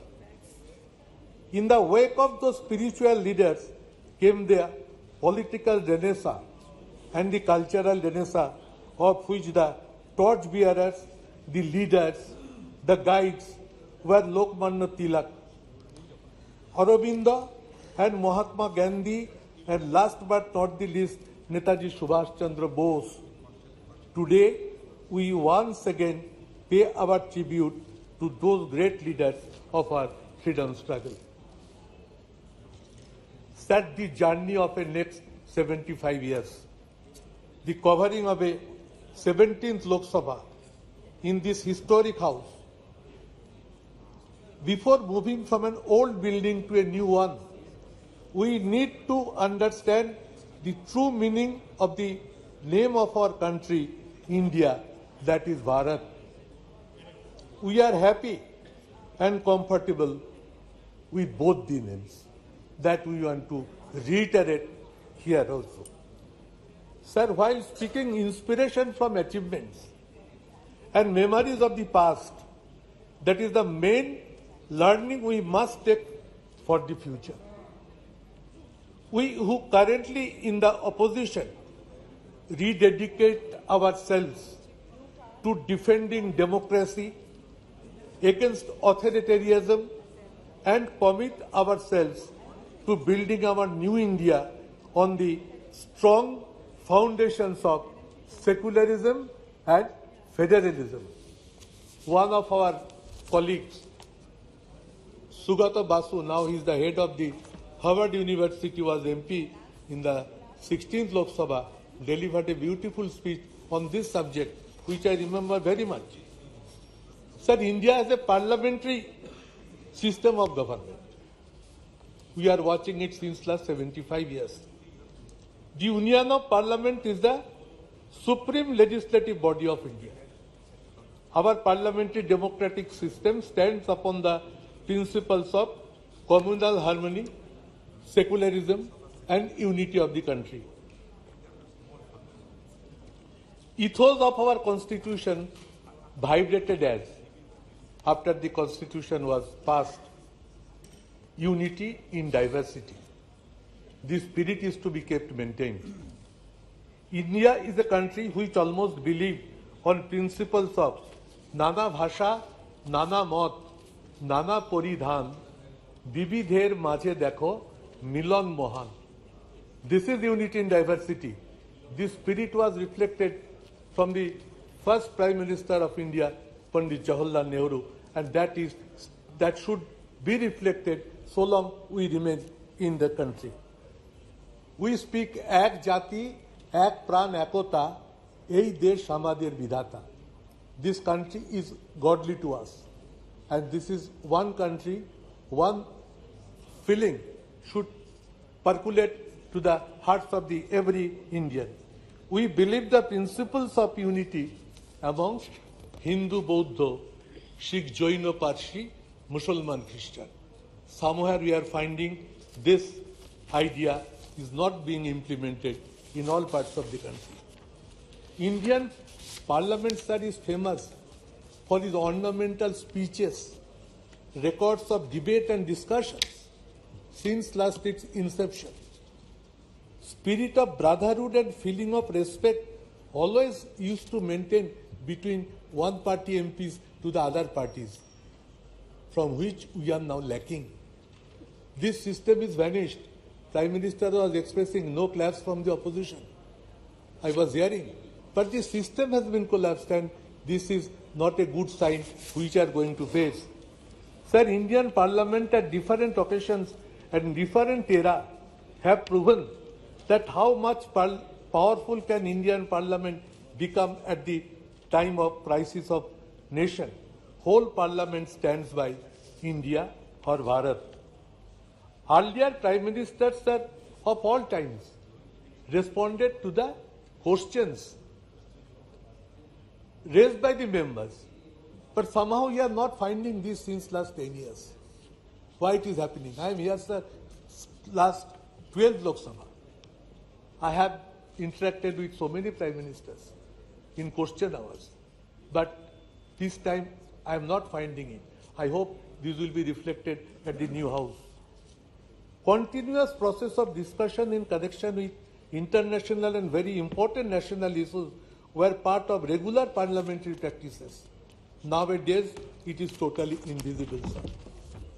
Indian Parliament have shown their unity amongst themselves when China or Pakistan invaded India. Atal Bihari Vajpayee ji praised Indira Gandhi by pronouncing her as Ma Durga. At the time of war in Bangladesh, we still remember it. There are exemplary precedents like this in the history of Indian Parliament. Opposition praising treasury benches opposition, these were reflected in the House on many occasions, on several times, but which is now being totally invisible. Keeping faith upon international solidarity and brotherhood, our Parliament has expressed solidarity with many other countries who have fought for their independence. Sir, I was first elected in 12th Lok Sabha as Trinamool Congress candidate. That time, our party leader Mamata Banerjee, it was the first time a new political party entered into the parliament. And that time, she raised her voice in parliament for 1/3 reservation of in Lok Sabha and assembly. The incident we still remember. She caught one MP by neck when she was going to hear the bill which was going to be placed on the floor of the House. Now Sonia ji has also written a letter to Honorable Prime Minister to take it up.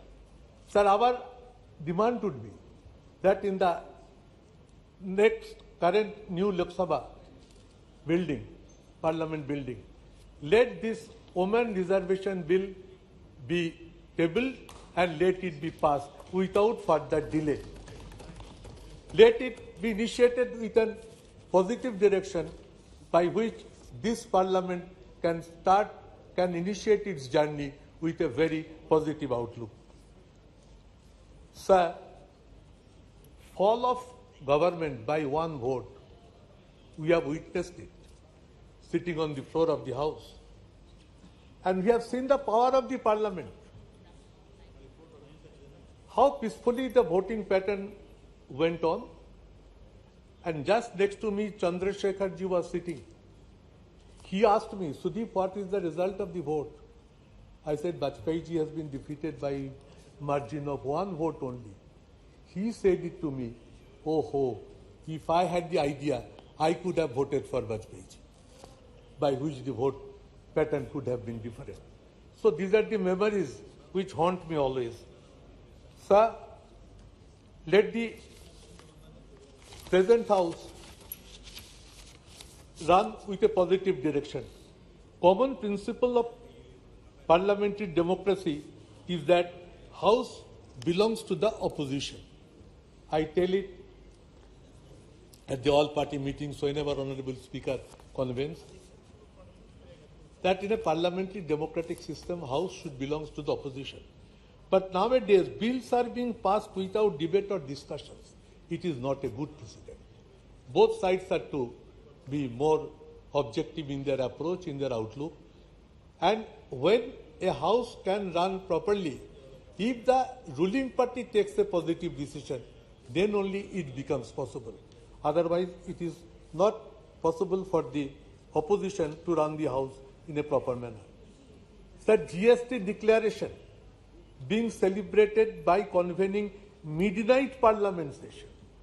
It was held to make it historical, but many important and extraordinary situations prevailing in the country are not being allowed to raise and discuss in the House.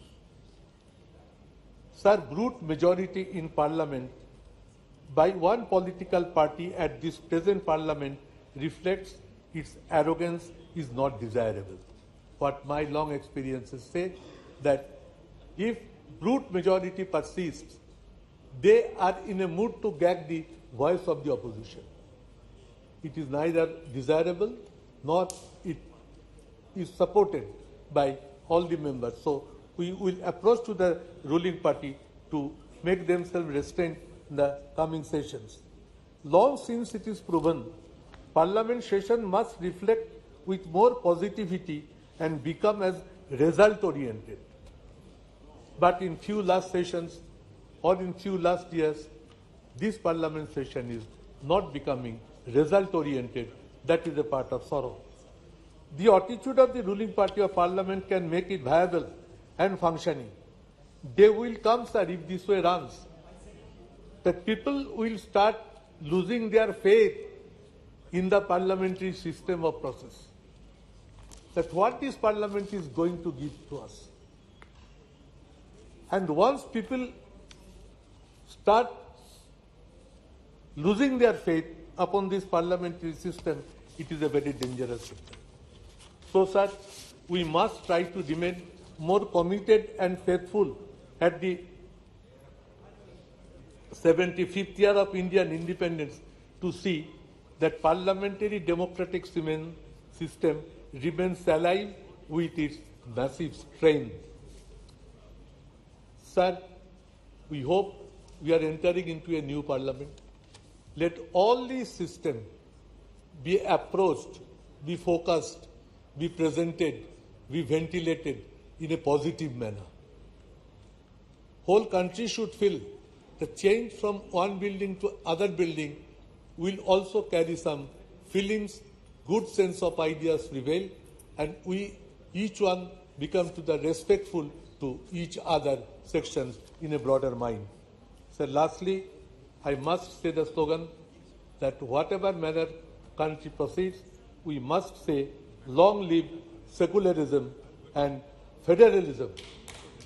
The federalism structure of the country is under big threat, where West Bengal is one of the major victims. I should take it up. We are trying our best to draw the attention of the government, and as a leader of a Trinamool parliamentary party in Lok Sabha, I should keep it on record as mentioned. Sir, I repeat, no attempt is to be taken to create division in between India and Bharat. We firmly stand by both. Jai Hind, sir. Jai India, Jai Bharat.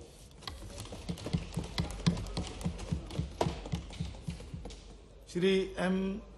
Srinivas Reddy ji, please. Sir, thank you very much, sir. Speaker, Please, sir. please. Madam ji, just 1 minute, ma'am.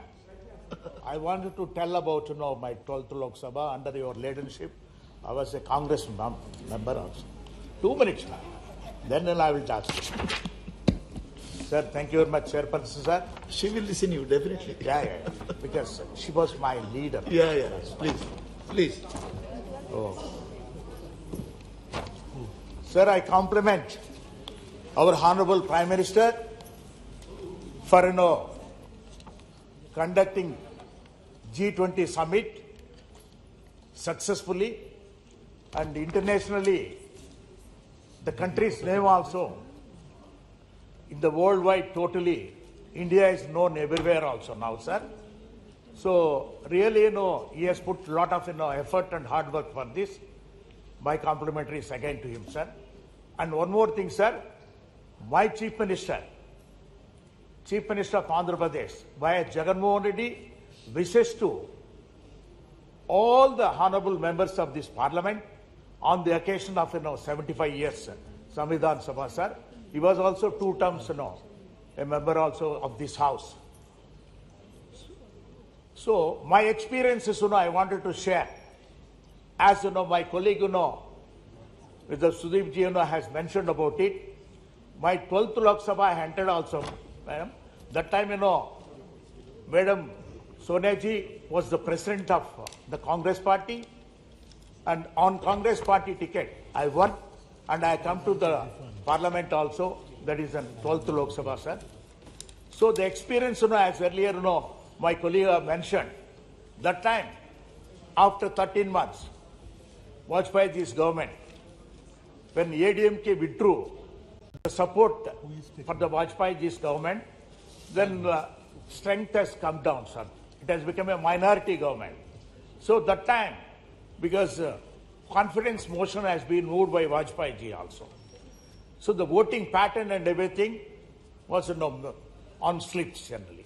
Everybody was in tense generally. How the result will be there? Because of the floor management. Everything, we all also thought that, okay, Vajpayee ji also will come out and everything. But lastly, when the result has come with 1 vote, he was defeated. The government was defeated. That too, then Chief Minister Giridhar Gomango ji was also a member of parliament in this house. Yes, Sudeep ji? Yes. So he came and voted. Then otherwise it would have become equal and decided by the speaker also. That time the speaker was Honorable GMC Balayogi. So how the parliament also depends on nature only, finally. God has to decide how it has happened. When we see all these experiences, we cannot forget in our lifetime, sir. So I have seen a lot of speakers also in this, because when I entered about 25 years back, before that itself, my family My late brother and sister-in-law were also members of parliament. I used to come to the Central Hall regularly, enjoy the Central Hall, sitting there yourself. Sorry. Sorry, ma'am. Sorry. The luxury of the Central Hall, sir. When you sit in the Central Hall and look at the dome, you will feel so comfortable also. Because that only now you are going to miss in the new parliament. And these experiences cannot be, generally, only memories will be there always for us also, sir. And regarding, again, in 14th Lok Sabha, sir, main, important, agreements, Indo-US agreement. This has happened on 23rd August 2006. So the bill that time, to be passed in this agreement was also a potential thing. Later, 14th Lok Sabha itself, 22nd July 2008, conference motion of Dr. Manmohan Singh ji. That also was a tensionable thing. It was also, floor management could able to do everything. So that was also a tensionable. All this, strength of, show of strength and everything used to happen in the midnight only, sir, generally. So the result of the thing was so joyful at the time. Then if you look at it also, sir, 15th Lok Sabha, that is, worst thing for, our Andhra Pradesh itself. The division of both the states. Andhra Pradesh, has been divided into two states. That is Andhra Pradesh and Telangana. 18th February 2014, the bifurcation, the bill, AP reorganization bill has been passed. But problems are so far, after 9.5 years also, whatever the promises made on the floor of the house, both the houses have not been fulfilled, sir. The special category status, which has been, for 10 years awarded by both of the houses, so far, now we are not getting even, any inch of it also, it has been no more, sir. In spite of, our Honorable Chief Minister, Jagan Mohan Reddy Garu, used to come and visit also and meet Prime Minister and our respective other related ministers also, sir. So I request you, sir, the special category status is a must for Andhra Pradesh for the development of the state, sir. In spite of, my Chief Minister, Jagan Mohan Reddy Garu is working hard. If it is there, to add to that also, he can do, a lot of wonders there in this, sir. Sir, now if you see that, 17th Lok Sabha, we are here. So 17th Lok Sabha also, this Lok Sabha, I have seen also, sir, Article 370 passing also, great thing, and introduction of GST, other things also, sir. So all my experiences, sir, I want to put it to you here, sir, because it is only to tell always to my colleagues that this house got only 543 members only.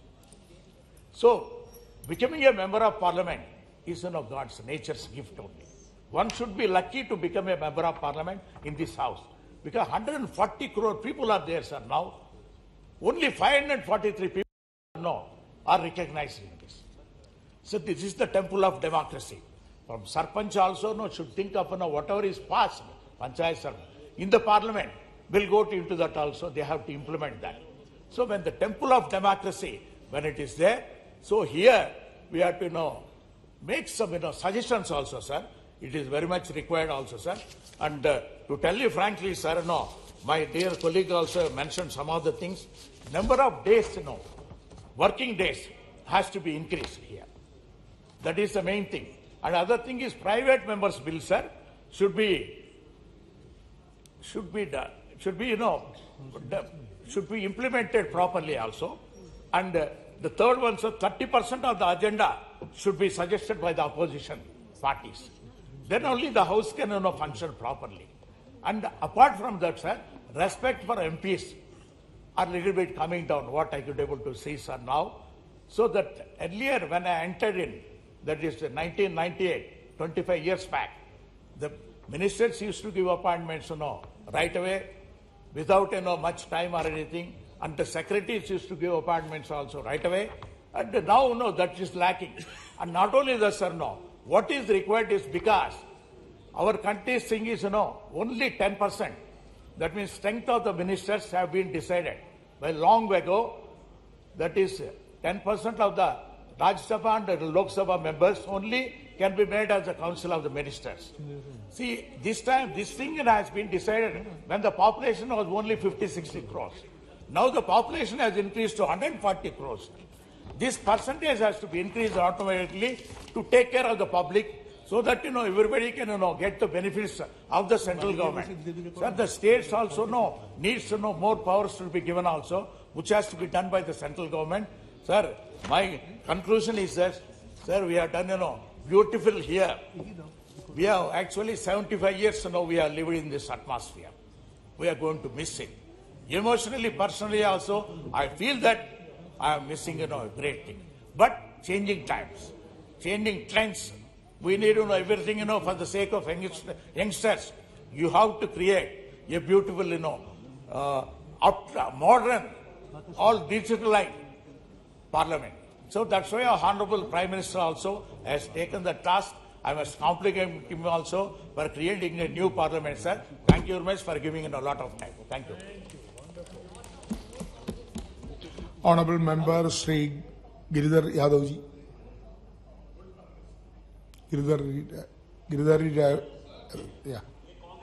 सम्मान्य सभापति महोदय, आज इस जो हमारा जो house जिसमें हम लोग बैठे हुए हैं वर्तमान, ये जो बिल्डिंग है बहुत पुराना बना हुआ, जो हमारे सम्मान्य प्रधानमंत्री ने कहा कि इस देश के जनता के पैसे के द्वारा बना गया है, बड़ी अच्छी बात है। उसका आज हम लोग विदाई दे रहे हैं। वो नए भवन में हम लोग कल से जाएंगे। इस भवन को हम बहुत प्रणाम करते हैं। इसने बहुत सारे दिन देखे 75 साल के आज़ादी के इतिहास में, और बहुत अच्छे से भारत का लोकतंत्र चलते रहा है। संविधान सभा के द्वारा जिसमें ये संविधान जो बनाया गया था, उस संविधान सभा में डॉक्टर अंबेडकर की मुख्य भूमिका थी संविधान को बनाने में। उन्होंने कहा कि भारत एक संप्रभु, सोशलिस्ट, धर्मनिरपेक्ष और लोकतांत्रिक गणराज्य होगा। लेकिन जो संविधान में लिखा हुआ संविधान की आत्मा के विपरीत आज काम हो रहा है।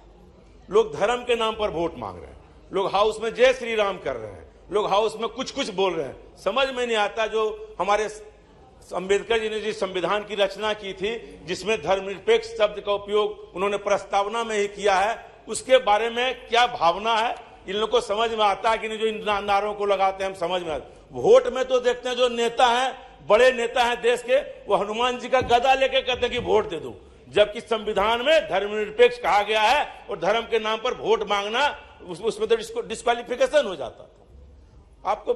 हमको ताज्जुब लगता है कि पता नहीं इन लोगों को लोकतंत्र तो लोकलाज से चलता है।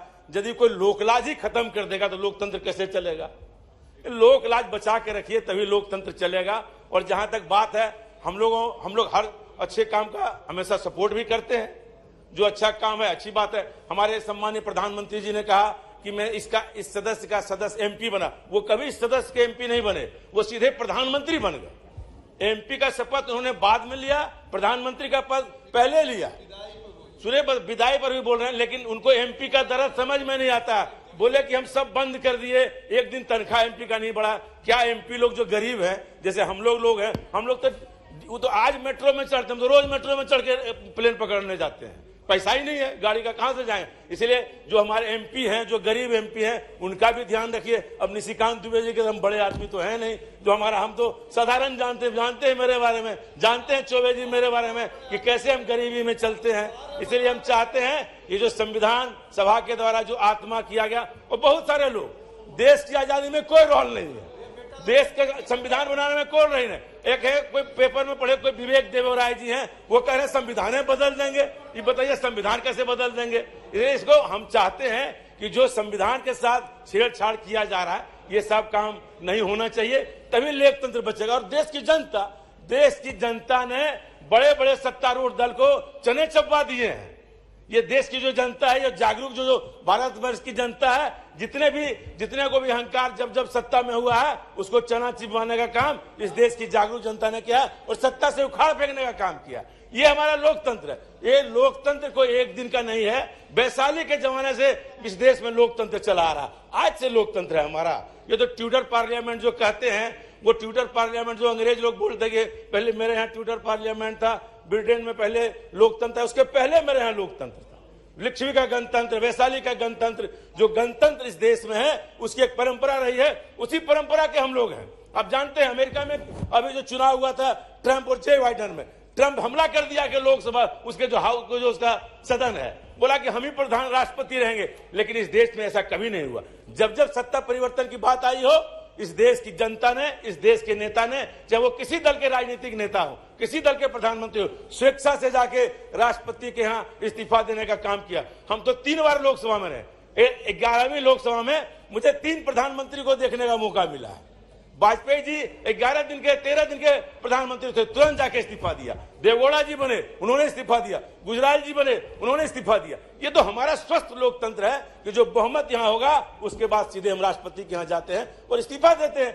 ये किसी के द्वारा नहीं, हजारों साल की परिपाटी इस देश की जो है उसके द्वारा हमारा लोकतंत्र चल रहा है। और आप एक से एक दिन भी देखा है इस हाउस में, बड़े बड़े लड़ाइयां इस हाउस में भी देखा, लेकिन सब मिलके हम जानते हैं जब हम लोग आपस में किसी बात पर बहस करने लगते हैं तो जो हमारे सीनियर मेंबर ऑफ पार्लियामेंट होते हैं वो तुरंत हम लोगों को जाके उस बात को कहते हैं कि नहीं आप लोग शांति रहिए। हम लोगों ने इस हाउस में जब वाजपेयी जी को देखे हैं, जब 96 में हम लोग थे, जब वाजपेयी जी बोलने के लिए खड़े होते थे तो विपक्ष से लोग बोलते थे, सत्ता पक्ष से सारे लोग हम लोग सुनते रहते थे कि वो क्या बोल रहे हैं।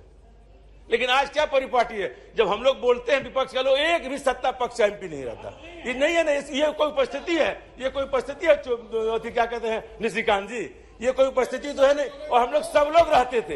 ये स्वस्थ लोकतंत्र का इस देश में हनन हो रहा है। वो ये सत्तारूढ़ पार्टी के आपकी जिम्मेवारी है, अरे आपकी जिम्मेवारी है लोकसभा चलाना, सत्ता पक्ष की जिम्मेवारी है, कोरम पूरा करना सत्ता पक्ष की जिम्मेवारी है, विपक्ष की सूची लागू नहीं है। इसीलिए आप जो कह रहे हैं ये सच बात को स्वीकार करिए, आप ऐसा नहीं करिए। हम कोई ऐसा बात नहीं, ये आपकी जिम्मेवारी है, लेकिन आप तो सुनेंगे नहीं किसी का बात, आप बोलेंगे सब लोग चले जाएंगे। इसलिए स्वस्थ लोकतंत्र का हनन हो रहा है। इस पर भी हमारे सम्माननीय अध्यक्ष महोदय को विचार करना चाहिए। जब तक हम लोग इस पर विचार नहीं करेंगे तब तक कैसे चलेगा हम लोगों का काम। और हम लोग जिन बातों को आप देख लीजिए, अब हमारे संविधान को बनाया कितने 2 साल कुछ महीना बताए सम्मानीय प्रधानमंत्री महोदय, और आज ये कोई विवेक देवोराय या ओबेराय क्या है पता नहीं, नाम नहीं जानते हैं उतना, पेपर में पढ़े वो कहते हैं संविधान बदल देंगे। ऐसे कैसे होगा, बाहर का आदमी बोल रहा कि संविधान बदल देंगे। अब हम लोगों को कल अपियर होना है कहाँ पे, फोटो सेशन, हम लोग पेपर में पहले ही पढ़ लेते हैं, बाद में सूचना हम लोग को जाती है कि कल हम लोग का ग्रुप फोटो सेशन होना। हम नोटिस ऑफिस में जाके पूछे भाई क्या बोला, और सवेरे पेपर में देखे कि पहले ही छप गया। पहले हम लोग को सूचना मिले, लोकतंत्र में हम लोग जब से थे पहले एमपी को सूचना जाती थी तब मीडिया में जाती थी। अब हम ही लोगों को सूचना बाद में जाती है, मीडिया में पहले चली जाती है। अब बहुत सारी बात है, आप सब जानते हैं कि जो लोकतंत्र जो बना है, अंबेडकर से लेके, नेहरू से लेके, लोहिया से लेके जितने लोगों ने हमारे लोगों ने किया है, सब हम लोग जानते हैं कि कितने अच्छे तरीके से इस हाउस ने आरक्षण का बिल भी पास किया है। बीपी सिंह के नेतृत्व में जब आरक्षण का बिल लाया गया था मंडल कमीशन को, कितना दुराव था, लेकिन सब लोगों ने मान लिया बाद में। फिर हमारे रामकृपाल जी बैठे हैं, अर्जुन सिंह जी ने शिक्षा का बिल लाया आरक्षण का, लेकिन आरक्षण का जो था वो धीरे धीरे निजीकरण कर रहे हैं। जो सोशलिस्ट वर्ड लिखा हुआ है इस सब प्रस्तावना में वो तो खत्म हो रहा है। अब सारा चीज पूंजीपतियों को बेच दे रहे हैं, आप सारे होटल बेच रहे हैं, एयरपोर्ट बेच रहे हैं, रेलवे स्टेशन बेच रहे हैं, तो प्रस्तावना ही खत्म हो जा रहा है। कुछ दिन संप्रभुता का जो वर्ड है ये बचेगा कि ना बचे, इस पर भी हमको ध्यान देना पड़ेगा। सोशलिस्ट तो खत्म हो चुका, सेकुलर खत्म हो चुका, डेमोक्रेटिक अब चुनी हुई सरकार को गिराने का काम करते हैं। एक संप्रभु शब्द ही अभी तक बचा हुआ है, उसको भी बचाने के लिए मेहनत करना, बाकी तो खत्म हो ही चुका है। आप सब चीज को खत्म कर ही रहे हैं, उसमें कोई बहुमत आप करेंगे ही। बहुमत में लोगों को सत्ता पक्ष और विपक्ष जो बना हुआ है सबको मिलकर काम करने की आवश्यकता। एक एमपी का कोई सलाह नहीं लिया जाता। बात हम लोग की जो स्थिति है, एक पैसेंजर ट्रेन का स्टॉपेज, माननीय सभापति महोदय हम कहना चाहते हैं, एक पैसेंजर ट्रेन हमारे कहने से नहीं रुकती है। ये तो हमारी हाल है एमपीओ की। रिजर्वेशन हम डालते हैं कि कंफर्म होगा कि नहीं होगा, इसका गारंटी नहीं। जो चिट्ठियां मंत्रियों जी को लिखते हैं उसका जवाब तक नहीं आता, जो मंत्री चिट्ठी का जवाब ही नहीं देता। इसलिए हम लोग एमपी का भी मान प्रतिष्ठा इस शासनकाल में गिरा है, इस पर भी विचार करने की आवश्यकता। तनख्वाह तो मिल ही नहीं रहा, हम लोग बहुत परेशान हैं, इसीलिए इन चीजों पर भी ध्यान देने की आवश्यकता है। इसलिए हम चाहते हैं जो हम नए भवन में जाएं नए उत्साह के साथ जाएं, नई सोच और नई विचार के साथ जाएं और लोकतंत्र को में जो संप्रभुता है इसको बचाने के लिए हम सारे लोग काम करें, सेक्युलरिज्म को बचावें, सोशलिस्ट को बचावें और डेमोक्रेटिक गणतांत्रिक राज्य बनाने के लिए हम काम करें। सब मिलकर, सारे एमपी मिलकर। इन्हीं बातों के साथ मैं अपनी बात को समाप्त करता हूं। जय Hind. Thank you. Honourable member Shri फतरेरी मेहताब जी। मेहताब जी।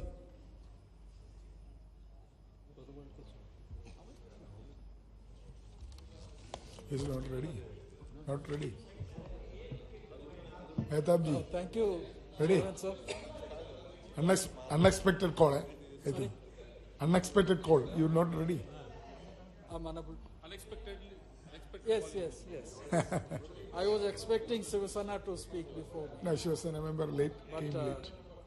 because I don't have the habit of jumping the queue, and thank you for allowing me to speak.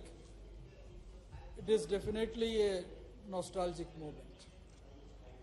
Nostalgic in the sense that when you leave one house and go to a new one, you have all the expectations of the new house.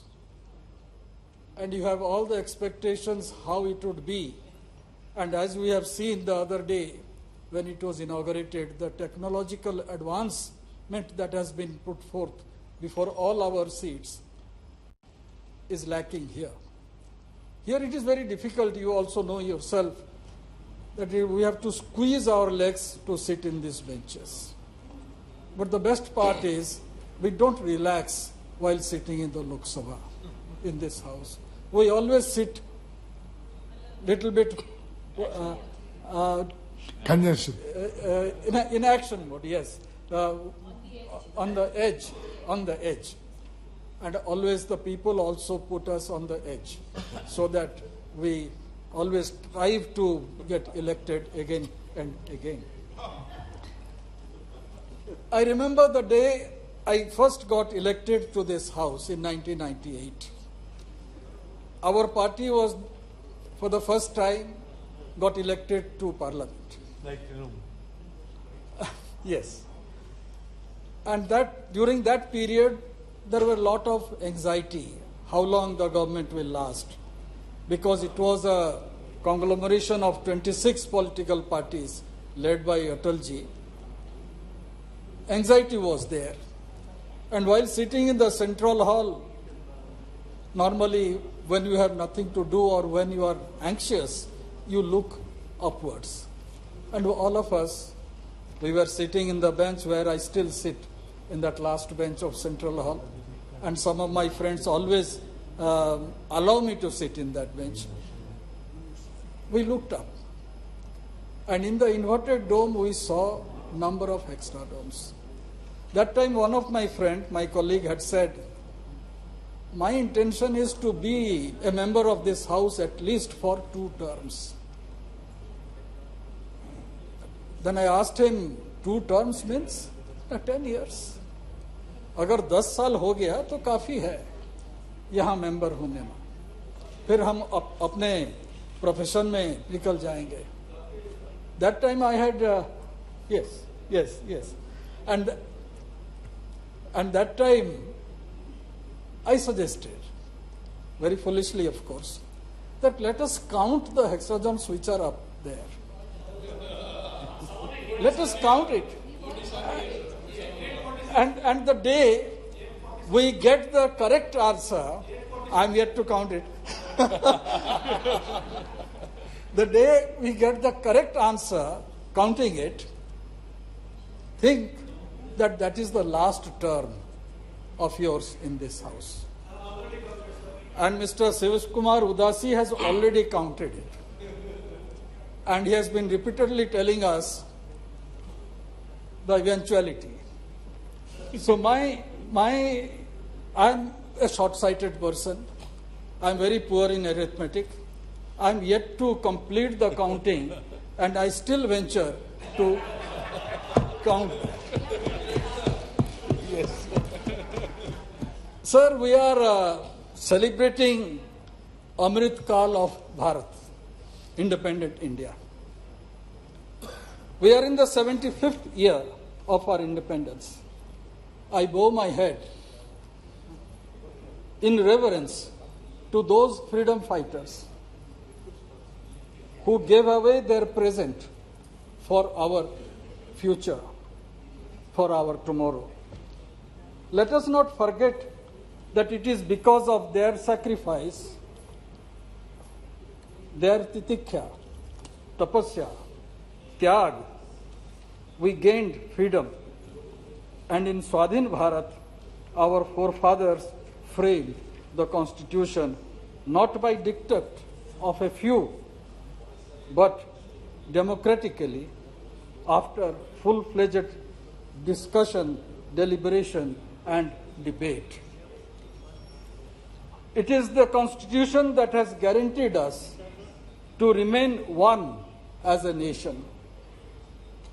They deliberated for 2 years, 11 months, the Honorable Prime Minister mentioned that time period.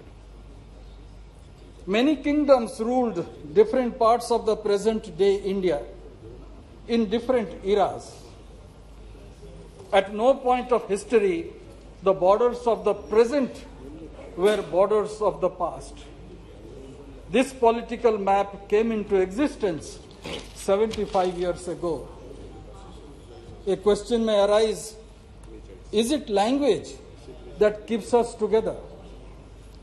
Andhra Pradesh, sharing the same classical language, Telugu, split into 2 states, Madhya Pradesh, Bihar, Uttar Pradesh, being Hindi-speaking states, also split in not recent past. If language cannot unite even states and provinces, how can it be the basis of a nation? Are we united because of culture? Culturally, Bengalis and Bangladeshis share similar linguistic culture. Icons, food, dress, but they have different majority religions and have fought bitter battles a few decades ago. Is it Hinduism that defines the unity of India? Then why is Nepal a different country? Had religion been the defining force of a nation, then all Muslim countries be one nation. All Christians countries also be in one nation, but that is not the case. As we see, none of the factors like language, religion, or culture guarantee to remain one as a nation. The political landmass that we call Bharat or India as is because of our constitution. Article 1 defines our nation today. And that was framed in this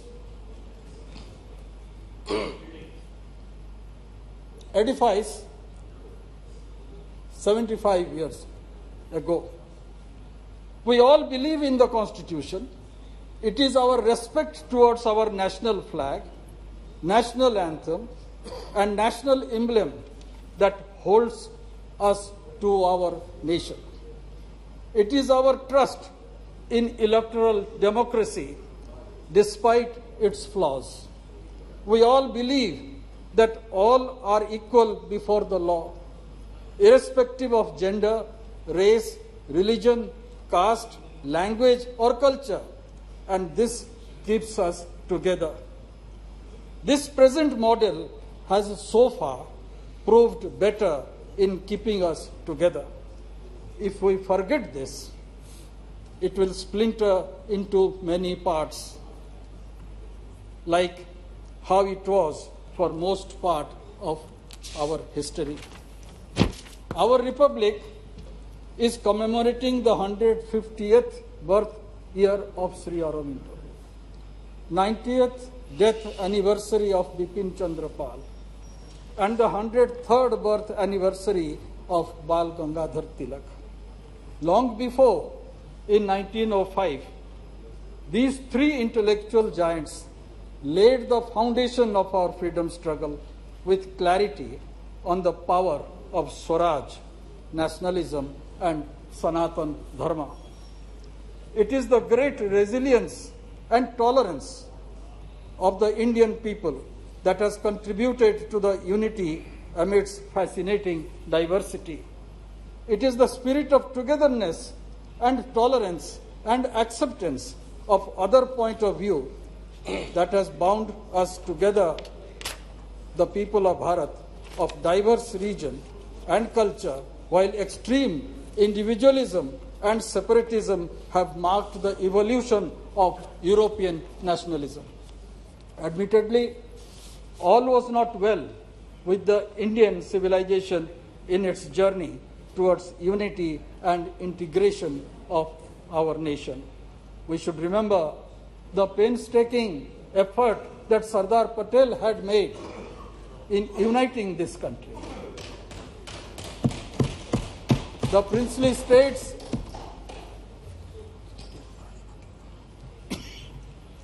were declared as independent, and there were certain states, major states, princely states of that era, who wanted to ally with Pakistan. If Karachi port access was to be provided, Jodhpur was supposed to ally with Pakistan. If Vizag port was supposed to be provided, then Hyderabad would have emerged as a bigger country, including the eastern state provinces within it. Today, after 75 years, but that was dealt very strongly, and a great nation was formed. And today, number of fault lines are still there. The fault lines have been too many in modern India that we had inherited. Few from the past and new ones have been created after independence. I'll just give some instances. Caste exists. That is a major fault line in our country. Communal divide is there. No matter what we say, it is there. Terrorism is the biggest enemy. Ultra-communism or communist revolt is also affecting large part of our country. Paradox of personal law is glaring. Constitution guarantees freedom of expression, yet repressive personal laws take away basic fundamental rights of the individual. And this was demonstrated in the late 80s when Shah Banu got a verdict from the Supreme Court, and it was undone here in this house. Yet the concept of Bharat has existed for more than 5,000 years. Since the Harappan age till date, in spite of all the vicissitudes, the sense of oneness exists. Sir, the Parliament has been the platform of many events that has shaped this nation in last 75 years. The Constitution is the instrument in making this country vibrant, modern, and forward-looking. It ensures rule of law, for which independence of judiciary has been protected and guarded religiously. Our Constitution is dynamic.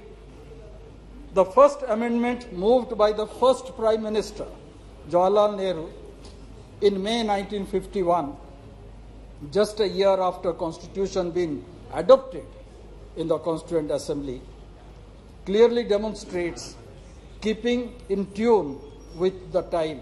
And here I would like to quote what Pandit Nehru had stated.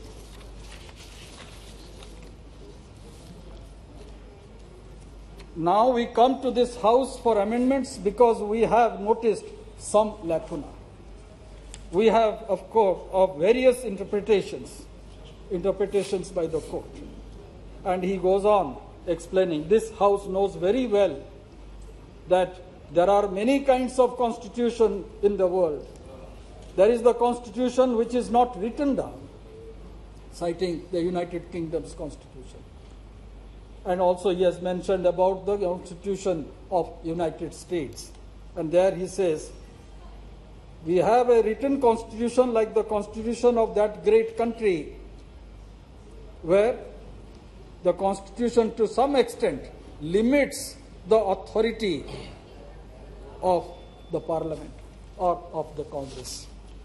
So bringing a semblance of both together, where rigidity will be little bit of flexible and one can move ahead. That's how the first amendment relating to Article 19, addition of 31A and 31B was incorporated, so that the elected government can prepare specific